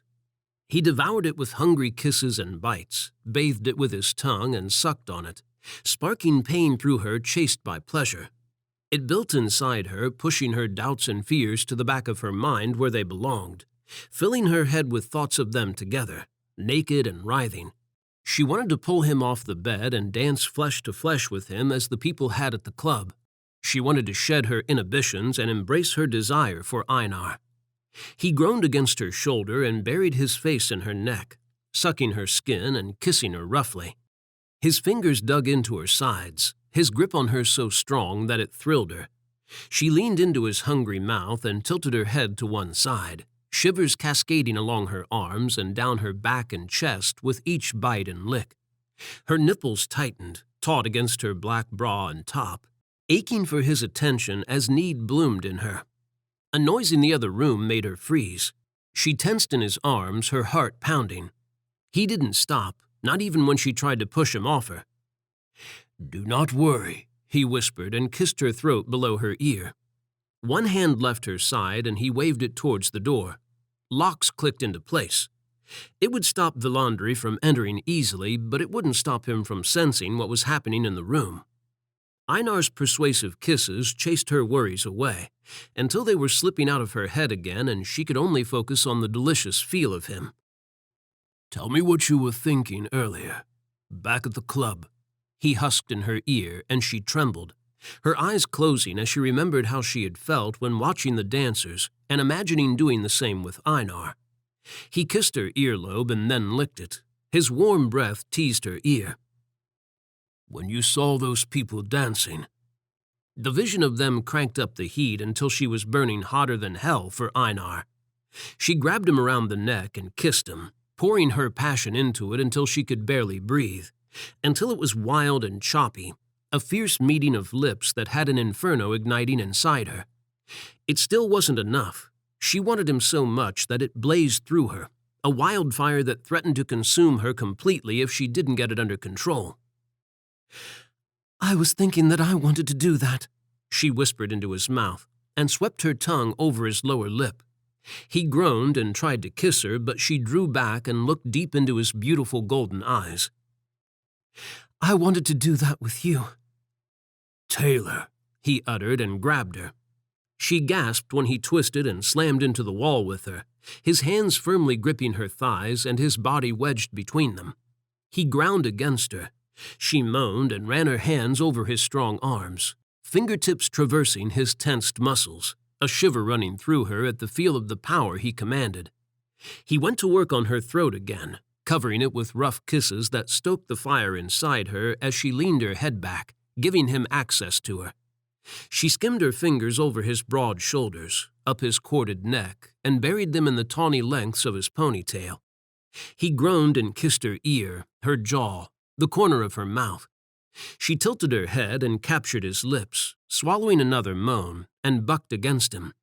She wanted to feel him, skin on skin. She pushed against his shoulders, forcing him back. His eyes darkened, nostrils flaring and eyebrows knitting hard as she fought to remove her top. He set her down and made fast work of her clothes, tossing each item onto the bed beside them. Her fingers shook with urgent need as she tackled his armor, stripping off his vambraces and the armor around his hips, and fighting his damned loincloth. She fell back against the wall when he bent down and tugged her jeans with him, and almost fell over when he tried to pull them off over her boots. He said something in a language she didn't understand. It sounded dark and menacing and a lot like swearing. The ground shook. Her eyes widened. Angels clearly shouldn't cuss. He chased that thought away, too, when he glared at her jeans tangled in her boots, and both items of clothing disappeared, leaving her bare. That was cheating. She couldn't do that with his clothes. She didn't have to. His loincloth, greaves, and boots disappeared in a flash. She was about to commend him on what was turning out to be a rather handy ability, when he took hold of her left ankle, slung her leg over his shoulder so it rested beside his wing, and raised her. Taylor gasped at the first stroke of his tongue against her most sensitive area. He groaned and slipped his fingers into her warm folds, parting them and tasting her again. She shivered and leaned back into the wall for support as he licked her, teasing her pert arousal with a talented tongue. Each sweep or flick sent another bolt of desire through her, turning the temperature back up a notch. She reached one hand down and dug her fingers into his hair, and held onto the wall with her other hand. Another gasp left her when he eased a single long finger into her core and sucked her bead in time with the first thrust of his finger. Hell. Angel shouldn't be so wicked. Not that she was about to file a complaint. Einar licked her again, circling her nub and sending her out of her mind. She breathed hard, clinging to the wall and him to anchor herself. Her hand slipped from his head and she groaned and blindly reached for him. Her fingers hit something soft and warm, his wing. She gripped it, and the guttural moan that left his lips sent a sharp thrill through her, together with the way he buried his face deeper into her, until she felt as though he was going to devour her. Tightness built inside her, the warmth pooling in her abdomen and swirling there, coiling into a ball of energy that had her writhing against Einar's tongue, seeking release. He pulled his finger out of her, grasped her hips, and stood. In one swift, hard move, he plunged his cock into her, tearing a gasp from her throat. Her eyes shot wide and she moaned when he withdrew and thrust back in. She clasped his shoulder with one hand and his wing with the other. He kissed her hard, stealing her breath away, swallowing each of her moans, and moved inside her, rough and possessive, pinning her to the wall. Her eyes closed and she held on to him in every way possible, desperately trying to anchor herself as he went to war on her. She wrapped her legs around his waist and he clutched her bottom, bringing her down onto his cock each time he pumped her, his movements fast and hungry. He groaned into her mouth and then kissed back down to her throat. Taylor followed suit, kissing his strong jaw and neck, tasting his salty skin and warmth, taking his earthiness into her. She couldn't stop herself from satisfying the urge to bite him, sinking her teeth into his shoulder. It tensed beneath her teeth and he grunted as he thrust harder, filling her roughly and slamming his pelvis against hers. Ripples of pleasure echoed through her each time his body brushed her bead, and she shook in his arms, clenching around him and reaching for her climax. It was swift to come, crashing over her in waves so strong that she could barely catch her breath. Einar thrust harder, plunging deep into her, and she moaned when he dug his fingers into her bottom, clutching her so violently that it hurt. She didn't care. She could only focus on the feel of him inside her, moving against her, filling her with his delicious body. She could only thrill at how strong he was, holding her at his mercy, sending her soaring again. She pulsed around him, pleasure still chasing through her, and moaned softly as she tensed her muscles until he choked out a groan against her throat and shuddered to a halt inside her, his cock throbbing with release. He breathed hard in her ear and kissed her throat, tender and soft now as he slowly came back down to earth. She rested her head on his shoulder and held on to him, all of her energy draining from her as she came down with him.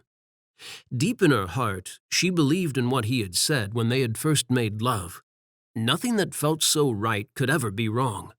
They were made for each other, an angel and a demon. Nothing would change that.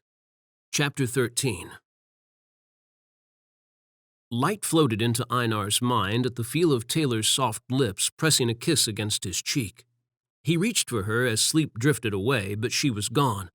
He sighed and listened to her quietly walking across the bedroom as he stretched out in the warm double bed. He couldn't remember a time he had felt so content and relaxed. Not even his nightmarish fight with the demon and consequent narrow escape from death bothered him now. Taylor had chased away that fear and the horror of that memory, soothing it with kisses and words of affection whispered against his skin during their lovemaking. Another sigh escaped him, and he opened his eyes and stared at the ceiling of the pale room. Bright sunlight filtered in through the two tall sash windows to his right, filling the room with a warm glow. The sun was close to setting. This was his favorite time of day, but it had never felt like this. He had never felt so happy. He had never realized that he had felt so alone. Taylor's company, her presence in his life, had given him more purpose than hunting had ever done. He lived to see her smile and hear her sweet voice, even when she was murdering a song. He smiled at the sound of her poor singing. He didn't know the tune, but it was upbeat and carried a note of cheerfulness that made his smile widen. Perhaps she was happy too. She certainly felt it. The underlying current of bliss had even been there this morning when they had bid a rather awkward farewell to Villandry and the nurse at the Demon Medical Center. Villandry's expression had been as black as night, and there had been malice in his red eyes as he had stared at Einar. Taylor had come under his scrutiny too, but she had been quick to make an escape out into the sunlight where the vampire couldn't follow. She had blushed several amusing shades of crimson when Einar had joined her on the quiet street. He had been sorely tempted to tease her, but had let it go. He didn't care that the vampire had heard them making love. In fact, he was glad that he had. Now Villandry knew that Taylor was his. Einar hoped they didn't need the vampire to help them again. He was sure the fiend would attempt to provoke him by flirting with Taylor or bringing up their past. That thought crowded his mind together with others about the club and what had happened on the rooftop, bringing reality crashing back in to ruin what had been a dreamlike few hours alone with Taylor. Another of the demons was dead, but one remained, the one who had managed to sink his claws into Einar. Would that demon believe that he had killed him? Einar wasn't sure if that would work to their advantage at all, but he hoped it would make the demon more bold, maybe a little reckless if luck was with him. If the male thought he was dead, he might be open about traveling around, might come out of hiding and give Einar a chance to hunt him down and capture him. Desire for revenge swept through him like wildfire, fierce and consuming, but he tamped it down. 2 of the demons had already died. He needed the 3rd so heaven could question him and get to the bottom of the plot these 3 demons had been involved in with Commander Amir. There had to be a reason that an angel had been working with them. Was it something to do with the euphoria that Taylor had spoken of? She had sounded as though she hadn't approved, and so had the boss of Cloud 9. Was it considered taboo in the demon world?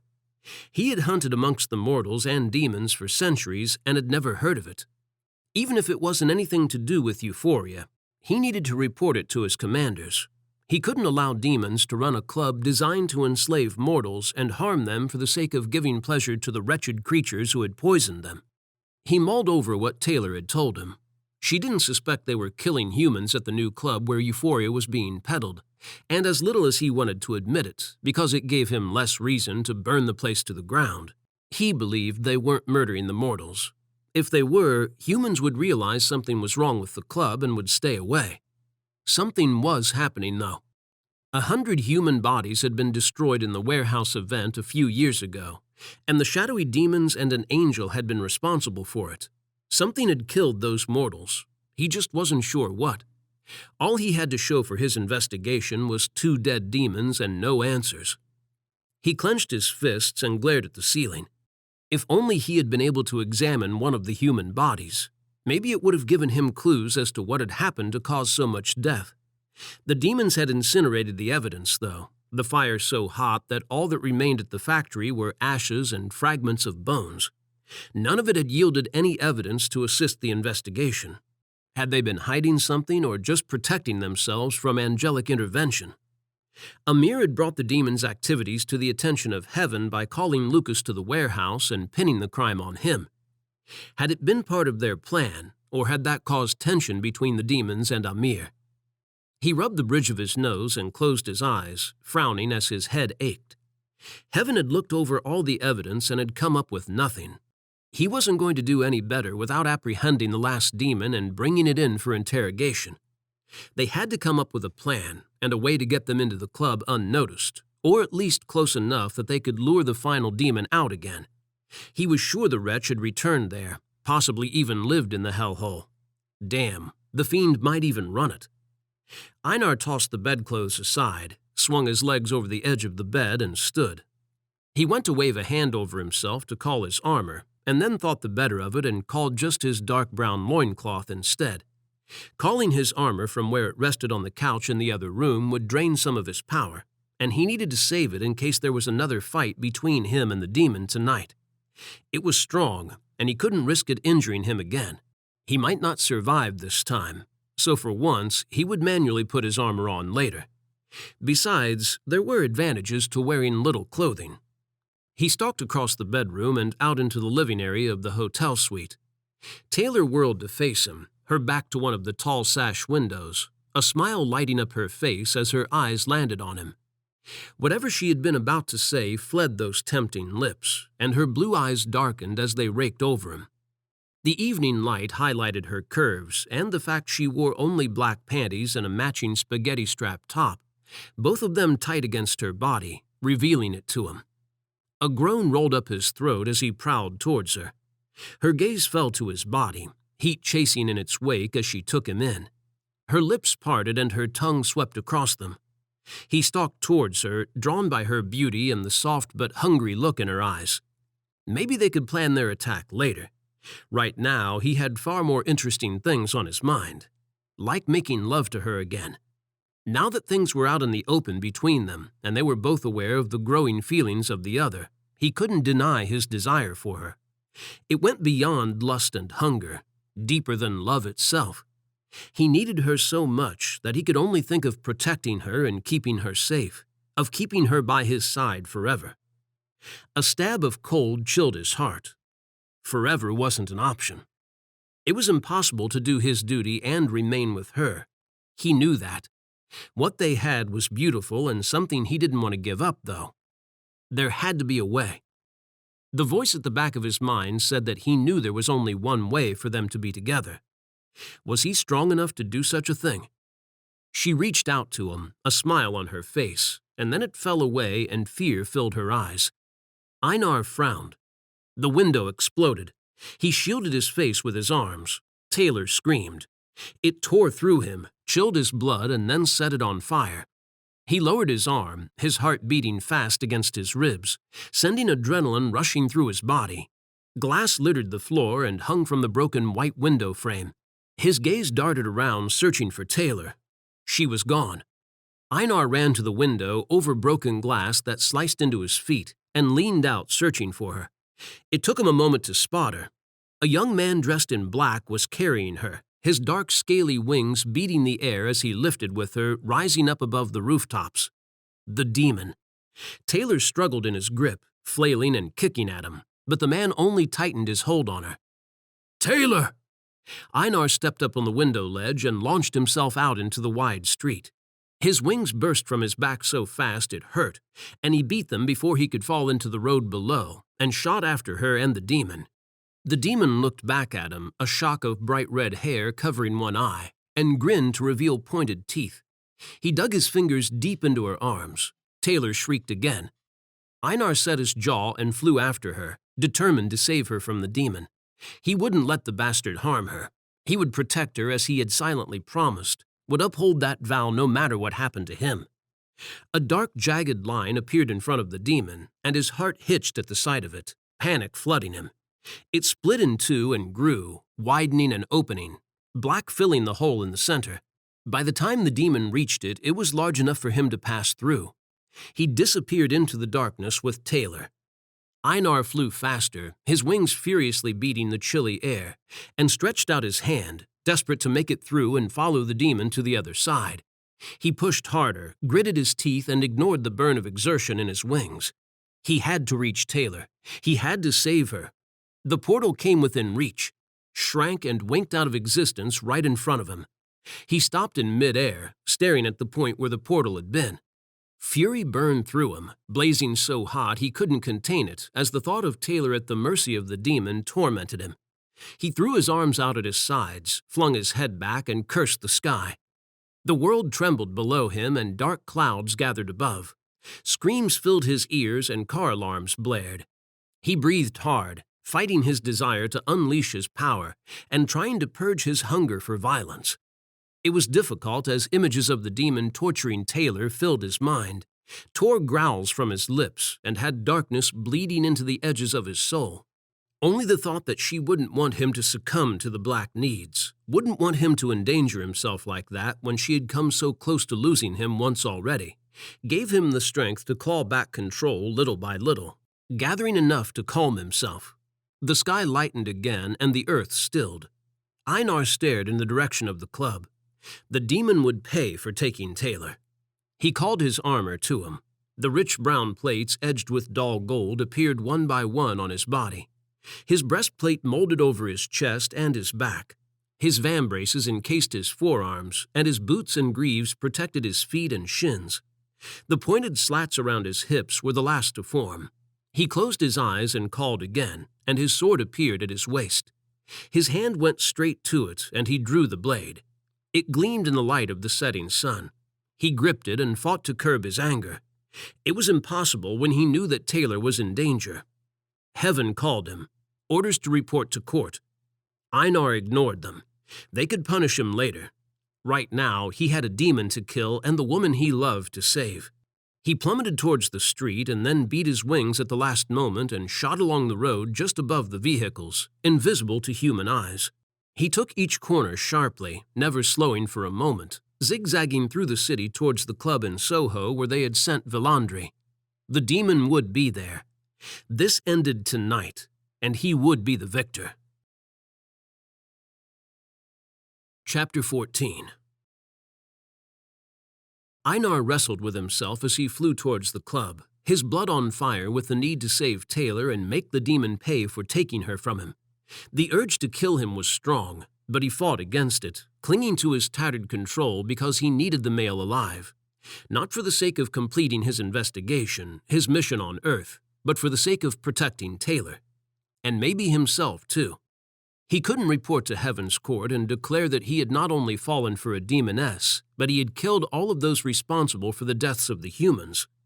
If he captured the demon, they might be lenient in their punishment, and they might not make her a target for another angel to take down. It was going to be difficult, though. The hunger to kill pounded inside him like a war drum, driving him to obey it.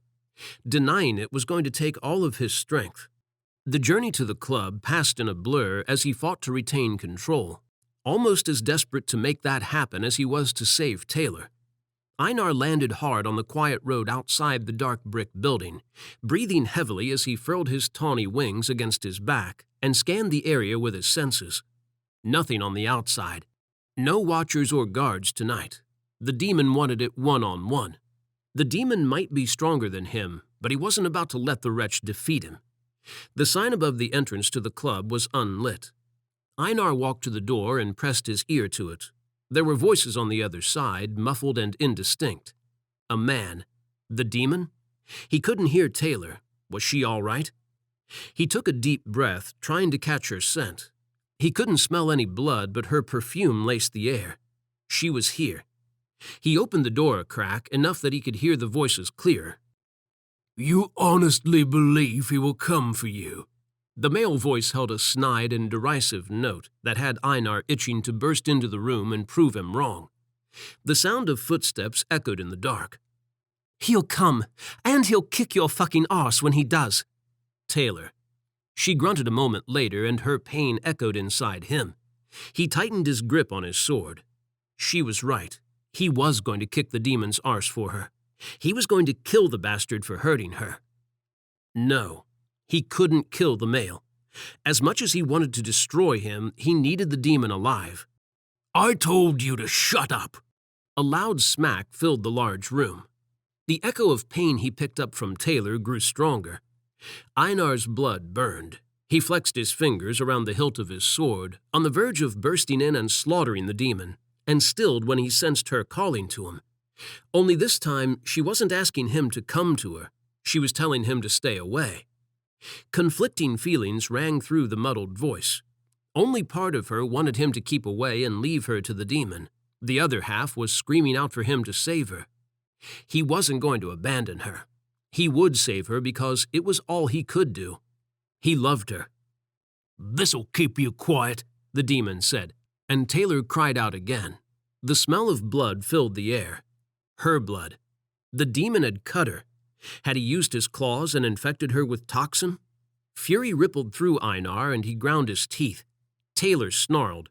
The demon struck her again, the sound filling the room, and spat, "If I had known you were trash, I wouldn't have bothered to pick you up.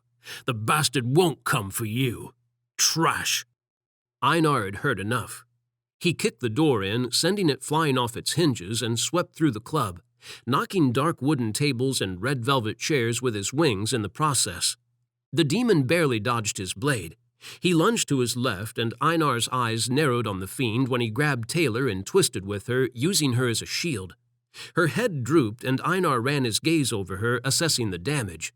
Her lip was split on the right side, and her cheek was bruised and black. Similar dark marks peppered her bare legs. There were long cuts across her chest, too. Claw marks?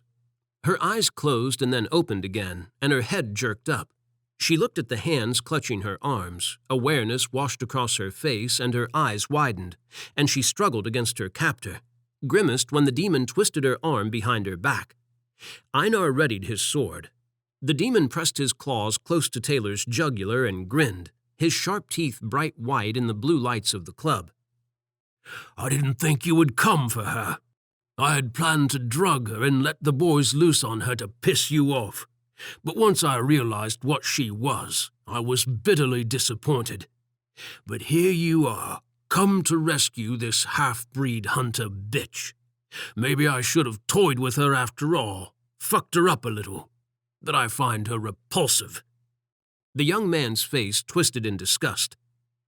"I am surprised that you don't." Einar checked Taylor again. She was wide awake now, her eyes enormous and full of fear. fixed towards the demon's hand against her throat. Tears lined her lashes and tore at him. It killed him to see his beautiful, confident, and sassy little demoness so afraid. "Taylor, look at me, Taylor," Einar said, and her gaze slid to meet his. She swallowed, and her eyebrows furrowed. She had been so strong until now, almost reckless in her fearlessness, that seeing her so afraid made how much danger she was in hit home. He wanted to free her and give her reason to feel safe again, but he couldn't do that with the demon's claws poised over her artery. All he could do was try to make her feel safe with a promise that he intended to keep. "Are you all right?" She nodded almost imperceptibly. "That's good. Keep still and keep calm. Just breathe slowly and try not to panic. It will slow the rate of poisoning from the toxin." Einar held her gaze, breathing slowly himself so she would follow suit. He heard her heartbeat start to level out as she took long, deep breaths and began to relax. "I will get you out of here. I will not let anything happen to you. You understand?" She nodded again. He smiled at her. The demon made a retching sound. Einar's gaze narrowed and slid to him. "Let her go. This is between us. It has nothing to do with her." He held his hand out to Taylor, hoping the demon would let her go, but knowing that it wasn't going to be so easy. The young man chuckled and shook his head, his red hair shifting with it.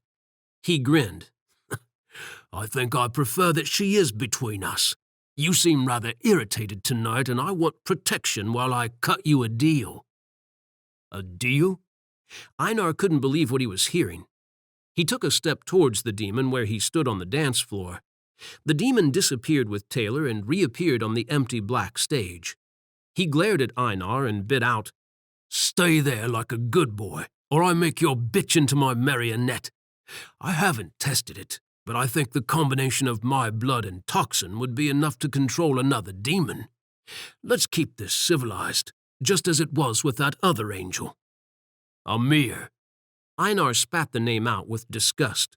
The demon nodded. "He was quick to sign his name when I offered him power and money, and a chance to play." "In exchange for what?" Einar couldn't let the chance slip him by. He had to know what had tempted Commander Amir to join the demons and work with them against the mortals. "Something only an angel can do." The demon ghosted his claws down Taylor's throat, his gaze dropping to her and wrenching a growl from Einar's lips. The male looked up at him and grinned, flashing fangs again. The bastard liked having power over him. Well, it wasn't going to last. He was going to find a way to get Taylor out of his hands, and then he was going to deal with him and show him who had the real power. He frowned at the demon, playing along. "I will need a little more information than that. Your offer isn't very tempting. Taylor said this club dealt in euphoria." He glanced at her again, checking her vitals. The poison was taking effect. He had to get her away and to safety. Duty warred with love inside him. He couldn't surrender this chance to capture the demon and get information on why Amir had been working with them, but he couldn't risk Taylor's life either. "Euphoria isn't illegal." The demon tilted Taylor's head up and she squeaked and stiffened when his claw nicked her throat. "Didn't she tell you that?" Taylor hadn't mentioned it, but it didn't matter. This demon was involved in something that was illegal, and Einar was going to find out what it was. He couldn't question the demon directly about Amir. It was better that he went along with the demon and got him to talk. He didn't have much time, though. It wouldn't be long before the toxin started to take hold in Taylor. "I don't care what's legal and what isn't." He risked another step towards the demon and straightened to his full height, looking down at the male. "I thought you were offering me a deal. Money, power, anything you want. I'll even throw her in to sweeten it." The demon let Taylor's head fall forwards again. Einar forced himself to remain rooted to the spot. He couldn't attack. He had to wait until the right moment. Taylor was doing well and keeping calm. As long as she didn't try anything, she would be safe for now. "All I ask is that you cut me some slack and help me out occasionally." The male smiled charmingly. "After all, it's just a few humans. Demons need entertainment too, but sometimes they go a little too far. Einar frowned again. Just a few humans? There had been at least 100 in the warehouse, and no one knew how many had died in the years since that night. Even one mortal life was too many. I try to keep them in check and run a clean business, but sometimes there's accidental possessions. The demon shrugged. Fury blazed through Einar again, burning in his blood. Possession. That was why the demons had needed an angel. If a human died whilst possessed, a record appeared in the list of the dead stating such, and Heaven sent an investigation team to the location. There was a treaty between Heaven and Hell that forbade possessions. Amir had been exorcising the humans before they died, so none of them registered as unusual deaths. He had been protecting the sick business these demons were running, letting them get away with breaking the law. And for what? Money, power, and the chance to twist a mortal to his control and treat them as a slave. Einar had heard enough. He shifted his grip on his sword, stared the demon down, and coldly said, "No deal." Before the demon could move, Einar was beside him, gripping the hand the demon had at Taylor's throat. He twisted the demon's arm and pushed Taylor forwards. She stumbled and fell off the stage, landing in a heap on the dance floor. He didn't have time to check on her. He ducked when the demon swiped at him with his other hand and brought his knee up hard into the wretch's stomach. The demon snarled and Einar grabbed him, twisted and hurled him across the room. He slammed into the dark bar near the entrance of the club, landing on his side on the black floor. Einar leaped down off the stage and grabbed Taylor, pulling her up into his arms and cradling her close to him. He scanned the room for the demon, coiled tight and ready for the male to attack him. He was gone. Not good. Einar turned with Taylor held tight against him, shielding her with his left wing as she gripped his breastplate. His focus kept switching between her and the room. He tried to keep it on the room, but it was impossible when Taylor was beginning to feel weak on his senses. The toxin was spreading through her, killing her. He had to get her to somewhere he could heal her. He spun on the spot, bringing his sword up at the same time, and blocked the demon. The male grinned and leaped back. He had changed again, shedding his human skin to reveal the dark, scaly demon he truly was. Thin lips peeled back to reveal equally dark, sharp teeth, and his black wings stretched out, making the room look small. He beat them and shot towards Einar. It was easy to dodge the attack in such a confined space. Einar unfurled his tawny feathered wings and flew across the dance floor towards the exit. He landed when he reached the cluttered chairs and tables, swiftly carrying Taylor towards the other end of the room. He set her down behind the dark wooden bar and checked her over. "Stay here. I will be right back." He touched her cheek and grimaced. It was blazing beneath his fingers. Beads of sweat dotted her brow, and she looked up at him with dull eyes that had him lingering, unable to leave her. He leaned in and pressed a kiss to her forehead. He didn't want to leave her, even when he knew that he had to in order to save her. He needed to deal with the demon. His heart whispered that he needed to stay with her. His touch alone would ease her pain and slow the spread of toxin, and he could use his power to draw it out of her.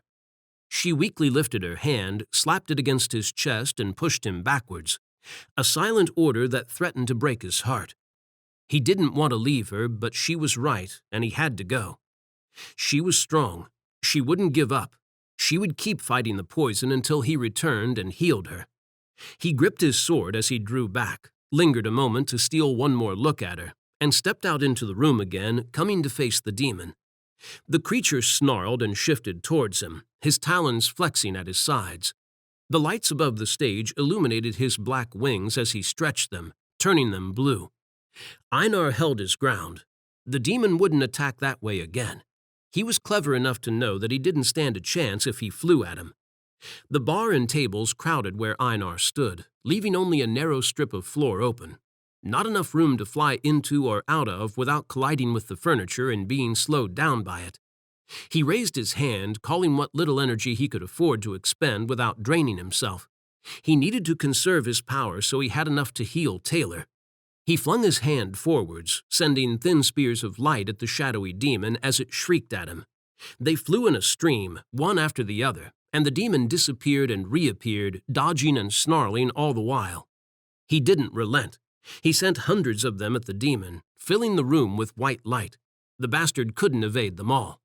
One or two would hit him eventually, and even if he did manage to avoid them, he was using up his energy by disappearing. He would be tiring. Einar dodged when the demon appeared right in front of him, and he threw his hand out towards him. A single shaft of light grazed the demon's cheek, sliced through the dark membrane of his wing, and embedded itself in the far wall.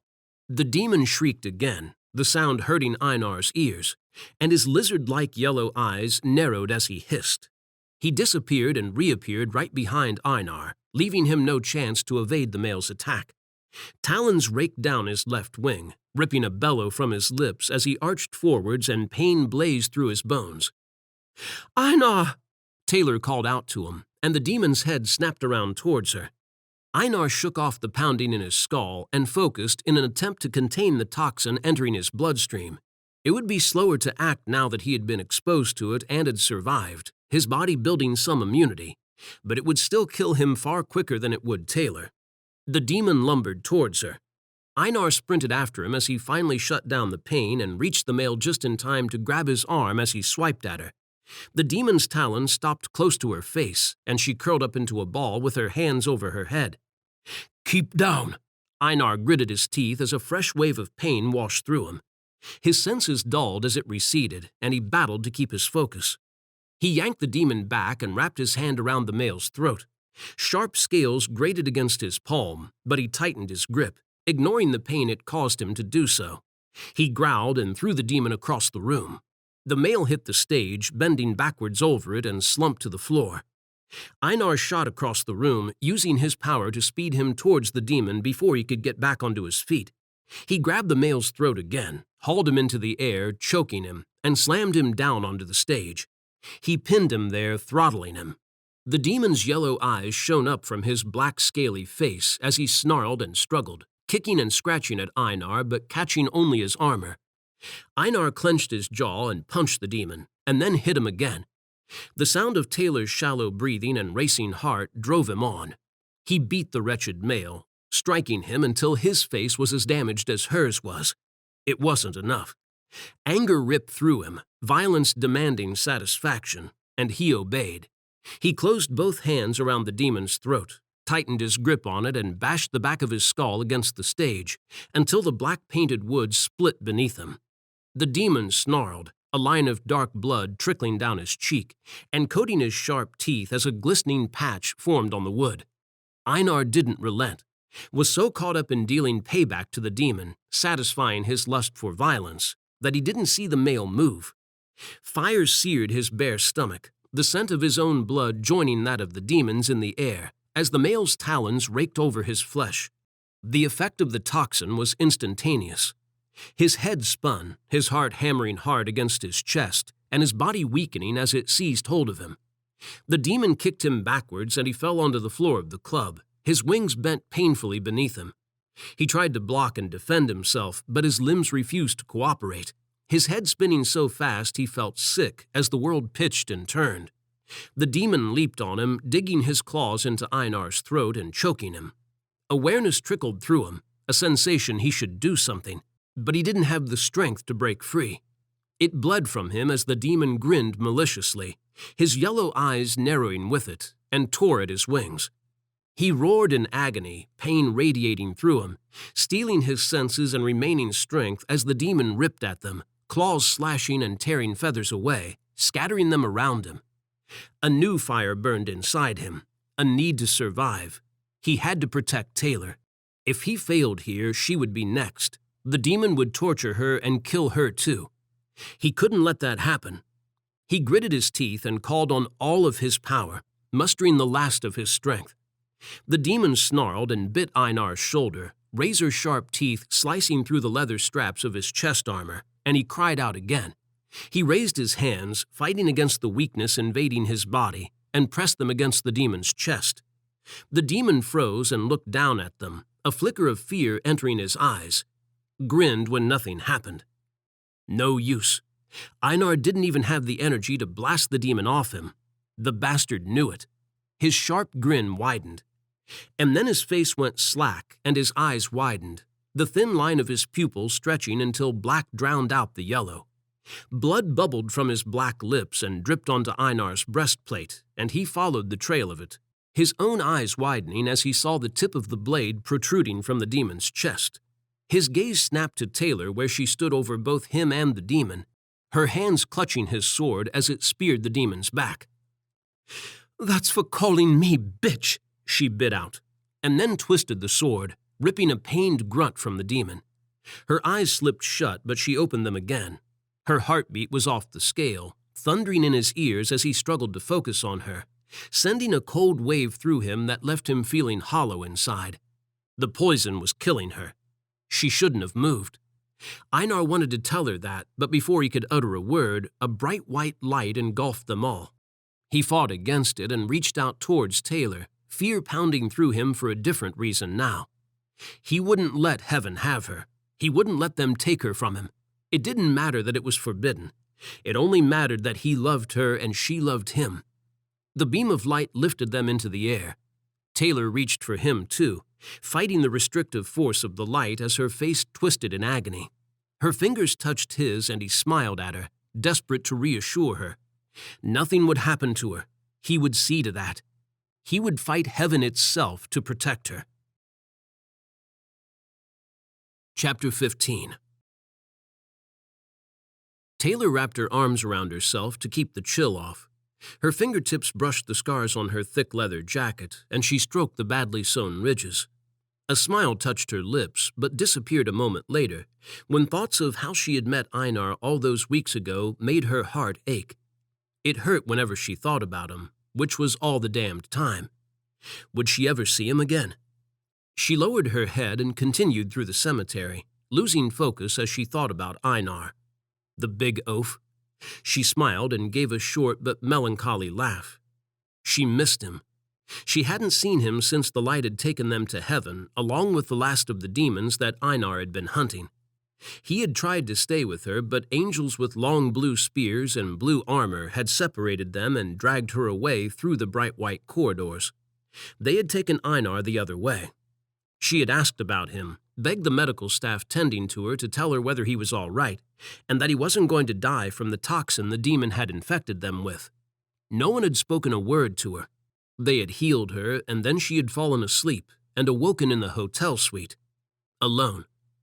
Taylor shivered at the memory and the ceaseless pain she had felt since that night. She wanted to see him again.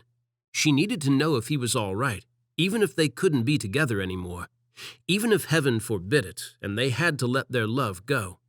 She just needed to see him one last time, even if it broke her heart. She silently berated herself for being so weak and for latching on to such a hopeless dream. Einar was gone. Her heart was already broken. She sighed and frowned at the wet grass. Cold fingers of wind caressed her face, freezing it. Autumn was turning towards winter, and soon she would have to give up waiting for him. She couldn't ignore her duty as a hunter anymore. There were bills to pay, a city to protect, and her life was a mess. Everyone was talking about her. She had gone to Cloud 9 when Einar had disappeared, and the regulars had met her with distrust. Even Villandry wasn't speaking to her. Taylor looked at her dark, hilly surroundings, at the tombstones that swept out in all directions on the bleak landscape, and held herself a little tighter. The city stretched into the distance before her, yellow lights twinkling like stars. Before she had met Einar, this had been her favorite view of London. Now she could only think of how magical the city had looked from his strong arms as they had flown above it. Damn it. He wasn't coming back, and nursing her broken heart wasn't getting her anywhere. She was stronger than this, and she had a job to do. Several demons had come and gone, terrorizing lesser demons in her city, and she hadn't intervened. It was time she picked herself up, pulled her shit together, and started taking care of business again. It was time that she showed everyone that she was the same fearless and dangerous woman she had been before she had fallen in love with an angel. In fact, she was stronger because of it. She clenched her fists and straightened her back, feeling the resolve as it flowed through her. She was going to protect the city. She was going to keep moving forwards in life. And maybe one day she would meet Einar again, and she would give him hell for leaving her. The city lights blinked and flickered. Her city. It was safe from euphoria for now, but there was still so much work for her to do. She would protect the mortals and watch over them. She would carry on, unafraid of what the future held because she was strong enough to face anything now. It was her love for Einar and his love for her, and the memory of their time together that would always live in her heart, that gave her the strength to continue. It made her fearless. She jumped and screamed when someone grabbed her from behind, their arms tight bands of steel across her chest, pinning hers to her sides. She kicked and struggled as they lifted her feet off the ground and managed to reach the knife she had sheathed against her right hip. Taylor raised it as her attacker twisted her in their arms to face them and stopped just short of stabbing his shoulder. She blinked. Her heart thundered painfully in her throat. Reality slowly sunk in and she frowned. "Where the hell have you been?" She cuffed him across the side of the head. Hard. He set her down, glaring at her as he rubbed his right temple. Hardly the welcome I had expected. Einar's deep voice made her insides flip and tremble, but she refused to let it affect her. Not even his charming smile was going to weaken her this time. "Where's my kiss?" It wreaked havoc on her as it curled his sensual lips, utterly destroyed her and tore down all her defenses. Damn him. Was it always going to be like this? Was she always going to be little more than a moon-eyed girl around him? Just as she had found her strength again, too. His smile widened, and he was devastating in his handsomeness as banked heat filled his earthy eyes and beckoned her. She cursed again when she found herself compelled to leap into his arms and kiss him. To hell with it. She had already made a fool of herself by screaming at the top of her lungs when he had grabbed her. She wasn't going to make herself look any weaker than she already did if she wrapped him in her arms and kissed him into oblivion just as she wanted to. She knocked the smile off his face by throwing herself at him. He caught her, his strong arms wrapping tightly around her waist, and she crushed his lips with a kiss so fierce that she could barely breathe. Damn, it felt good to be back in his arms again and to feel all his love for her as he kissed her. She slowed down and let him take the lead, loving the way his tongue gently traced hers and their lips softly played against each other. Her insides lightened, the warmth of her emotions chasing away the chill of the night and all the ones that had come before this moment. Taylor broke the kiss and held him, pressing her cheek to his as those lonely nights caught up with her. "You didn't come back." He sighed and kissed her jaw, her neck, and then his grip on her tightened, his hands splayed out against her back, and she felt sure he would never let her go again. "I am here now. I am sorry it took me so long." The sound of his voice was heavenly, whispered softly in the shell of her ear, his breath as teasing as his kiss had been. She didn't want to let him go. Fear that he would disappear again washed through her, and she held him closer, clinging to his dark shirt. Shirt? She frowned and looked down at his back. No wings. He wasn't wearing his armor either. She wriggled so much that he released her, setting her back down on the wet grass. She cast her gaze over him, frowning all the while. He was dressed as a mortal, wearing black jeans and a shirt and black boots. Why was he dressed as a mortal? Her eyes widened. Tears filled them when she realized why he no longer looked like an angel. She couldn't bring herself to believe that he had done such a thing, tried to convince herself that she was reading into his appearance and he was just undercover as a mortal. But the hurt in his eyes said that her suspicion was correct. "They kicked you out because of me." Those words fell like lead in the darkness, slamming into the earth and shaking the tears from her eyes. She couldn't breathe as she looked at him, saw all the pain just beneath the surface, and knew it was because of her. She had never wanted to hurt him. Taylor hated everyone in heaven and the thought that they had taken Einar's wings from him. She hated herself. "No," Einar husked, and she drew in a sharp, shaky breath when he touched her cheek. His fingers caressed it, and then he flattened his palm against it and raised her head as though he wanted to keep her eyes on his. His hand was warm against her face, and she brought hers up and covered it, holding it there. He smiled, and she saw all the love in it and in his eyes, and watched as all the pain they held disappeared. His voice dropped to a whisper. They gave me a choice, Taylor. Either I gave you up, or I gave up my wings.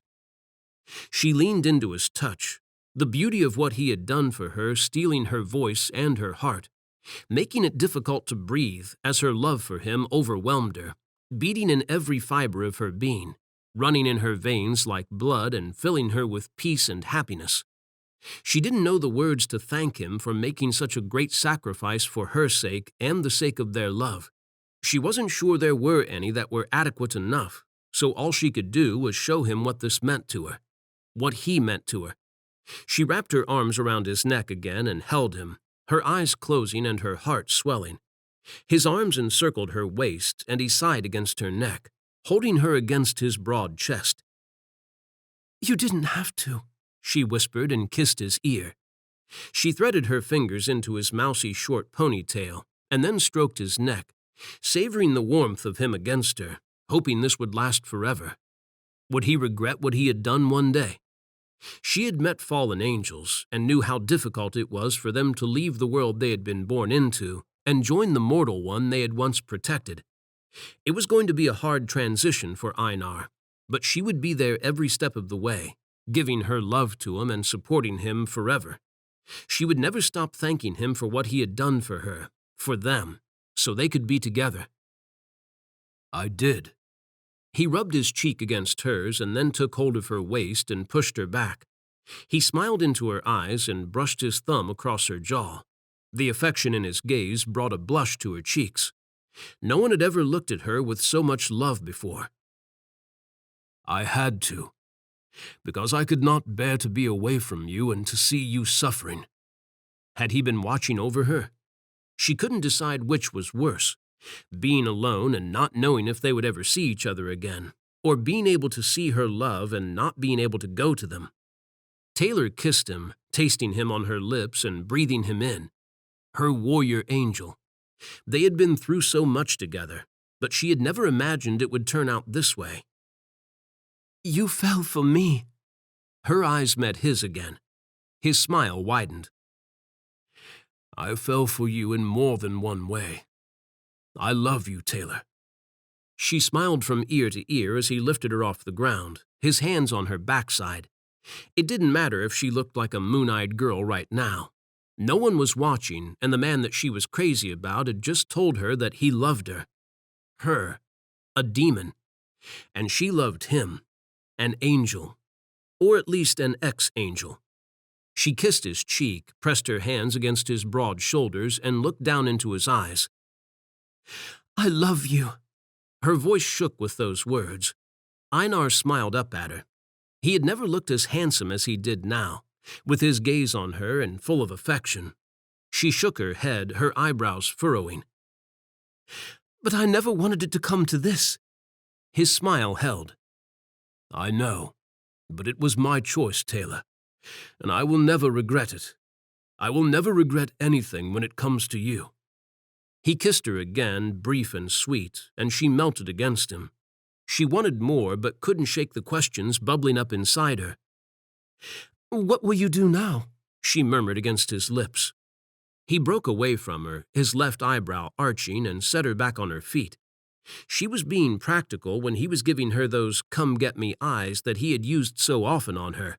But they were in the middle of a cemetery, and it was hardly the weather for making love in the open. That would have to wait until she got him back to her place. Right now, she wanted to stay in his arms and bask in his beauty and the fact he had come back to her. "I've been watching you.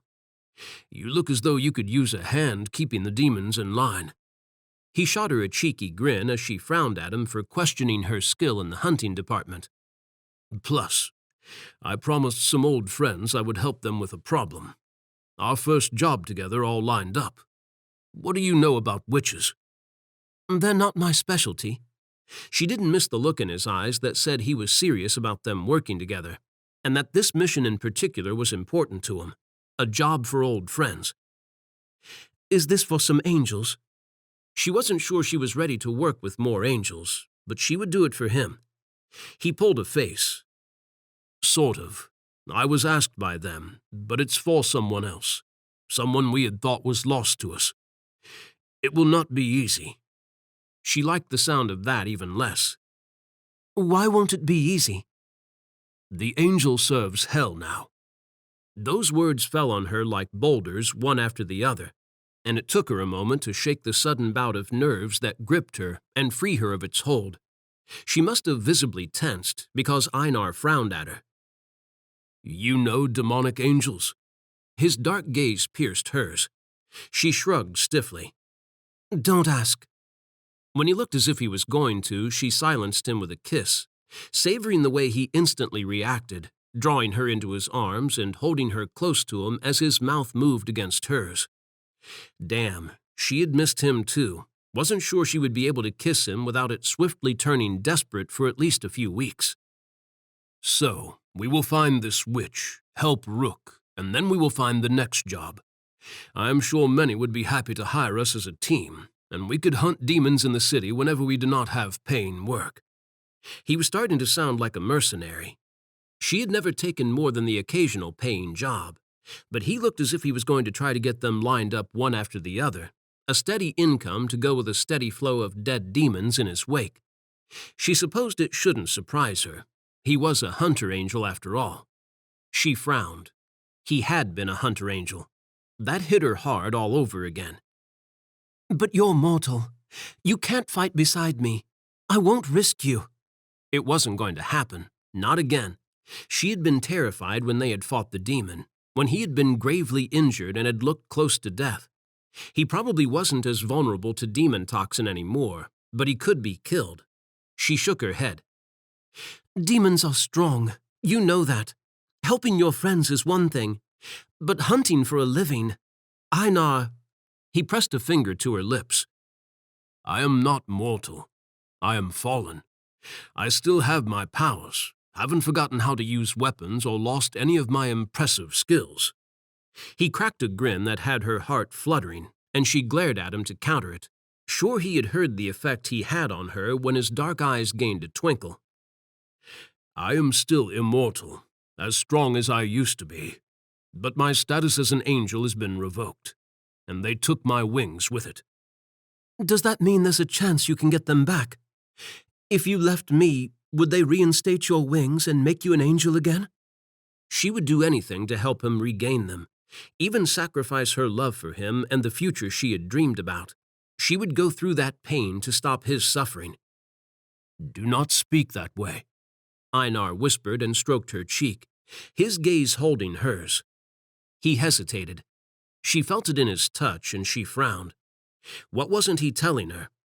He stared at the sky as he had done the night he had received orders from heaven. Were they still speaking to him? Why would they speak to a fallen angel? When his eyes dropped to hers again, he sighed. I do not care if I never become an angel again. If my wings remain forever lost, I will not grieve, because I have you in my life. You are my everything, Taylor. The only thing I need. But, she said, sure that he was building towards confessing something important, and he frowned at her, a confused crinkle forming between his eyebrows. She pointed to the stars. They're speaking to you. You had that funny, distant look in your eyes that you get when there are voices in your head. So tell me what they're saying. He sighed again. There is a way for me to regain my wings, and it requires your help. Other than leaving him, she wasn't sure what help she could be. She was a demon. It wasn't as though that was going to change, and she was certain that until it did, heaven wasn't going to give Einar his wings back. I would prefer to discuss this somewhere more comfortable, say, in bed, after we have become reacquainted. But you seem intent on questioning me here. Einar's expression turned pensive and serious. Whether you agree or disagree, I will always love you. I need you to know that I am not going to ask you to do as heaven desires. It does not matter to me whether they see you as demon or human. It only matters how I see you, and that I love you, and that you are mine. What do you mean, see me as demon or human? Taylor frowned and looked up at the sky. It wasn't possible that heaven would see her as anything but demon. Black blood flowed in her veins as far as they were concerned, surely. She wasn't human. There is some debate in heaven about your status. Hell has you recorded as demon at birth, and heaven has you recorded as human. They are arguing about it, and have been since shortly before we were called to them. For now, heaven's clerics are siding with hell against us. But heaven's court has said that it will take into account that you were originally registered with heaven as human, and also your activity as a demon hunter. If you continue with your mission to protect humans from demons, they may confirm your status as a human. They're willing to overlook my demon blood? She couldn't believe it. Had Einar argued her case in court? He had said that he didn't care whether heaven saw her as human or demon, and she believed him. She just didn't believe that heaven felt the same. But she was willing to do whatever it took to convince them that she was good, so Einar would regain his status. You do not have to do as they ask, Taylor. You have nothing to prove to them or to anyone. I know who you are. I've seen it with my own eyes. He framed her face with his hands and stared down into her eyes, his filled with the honesty and love she was coming to adore seen in them. While there is a part of you who is demon, you have the heart and soul of a human, and have been working hard to keep mortals safe. Your courage and strength deserves recognition in heaven without you needing to play their game. You have done your fellow humans a great service by risking your life to protect them. Taylor had never really thought about her life like that. Hunting the bad demons, the ones who wanted to harm other demons and mortals, was just something that she had always felt she needed to do. She had never considered that it would ever curry her favor with the boss upstairs. She had always thought that everyone would see her as a demon regardless of what she did. She stared into Einar's eyes.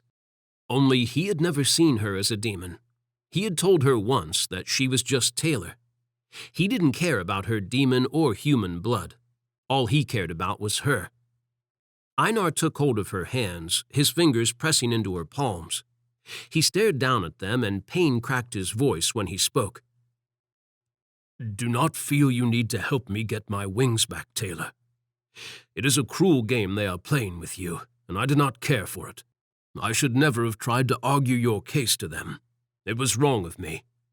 I only wanted them to see that you had assisted me, and that a true demon would never have done such a thing.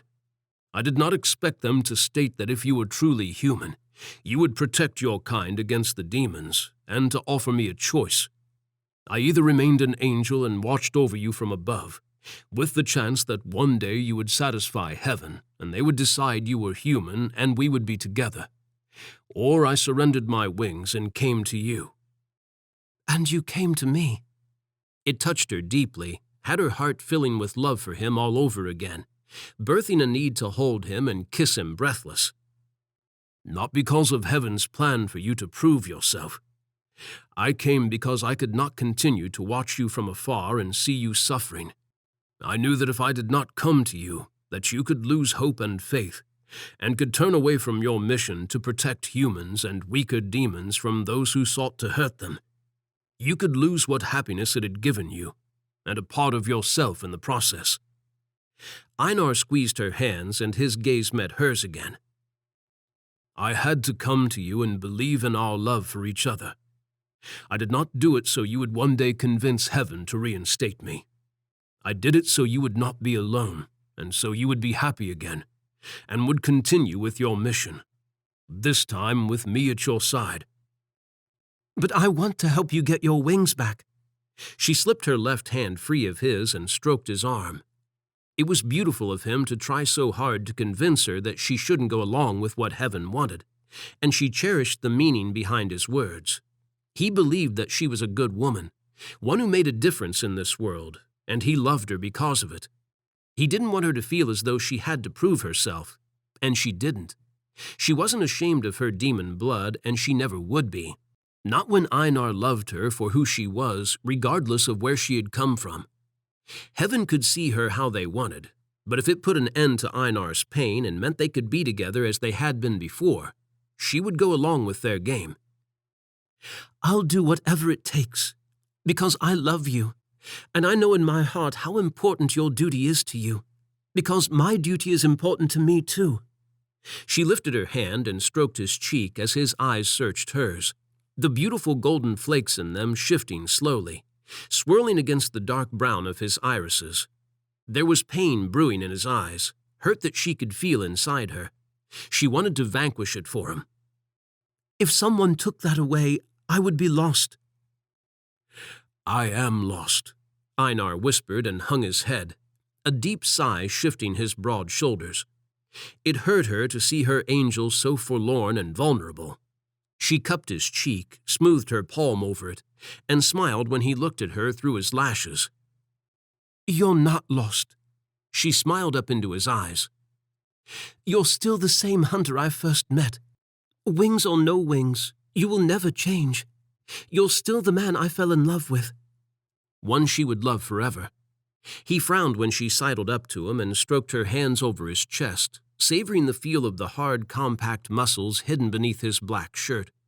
His dark gaze followed them and then met hers when she brushed her fingers up his neck and cupped his jaw. If she could give him back his wings simply by continuing to hunt demons, she would do it every second of every day, never resting until he had regained them. She would do that for him because he loved her and had sacrificed so much to be with her. She tiptoed and pressed her lips to his. He slanted his head and captured her mouth with his tongue stroking the seam of her lips and teasing her tongue into joining in. She closed her eyes and kissed him. She would do it because she loved him. Nothing would ever change that. Not what others thought about them or how forbidden their relationship was. None of it mattered to her. All that mattered was that she was in love with him, and he was in love with her. Where they had come from didn't mean anything. It was where they were going to that counted. And they would keep going forwards, hunting side by side, protecting the city and winning Einar's wings back, one bad guy at a time. Together. The end. This has been Warrior Angel, Her Angel Bound Warriors Paranormal Romance Series, Book Number 3. Written by Felicity Heaton and narrated by Eric G. Dove. Copyright 2018 by Felicity Heaton. Production copyright 2018 by Felicity Heaton.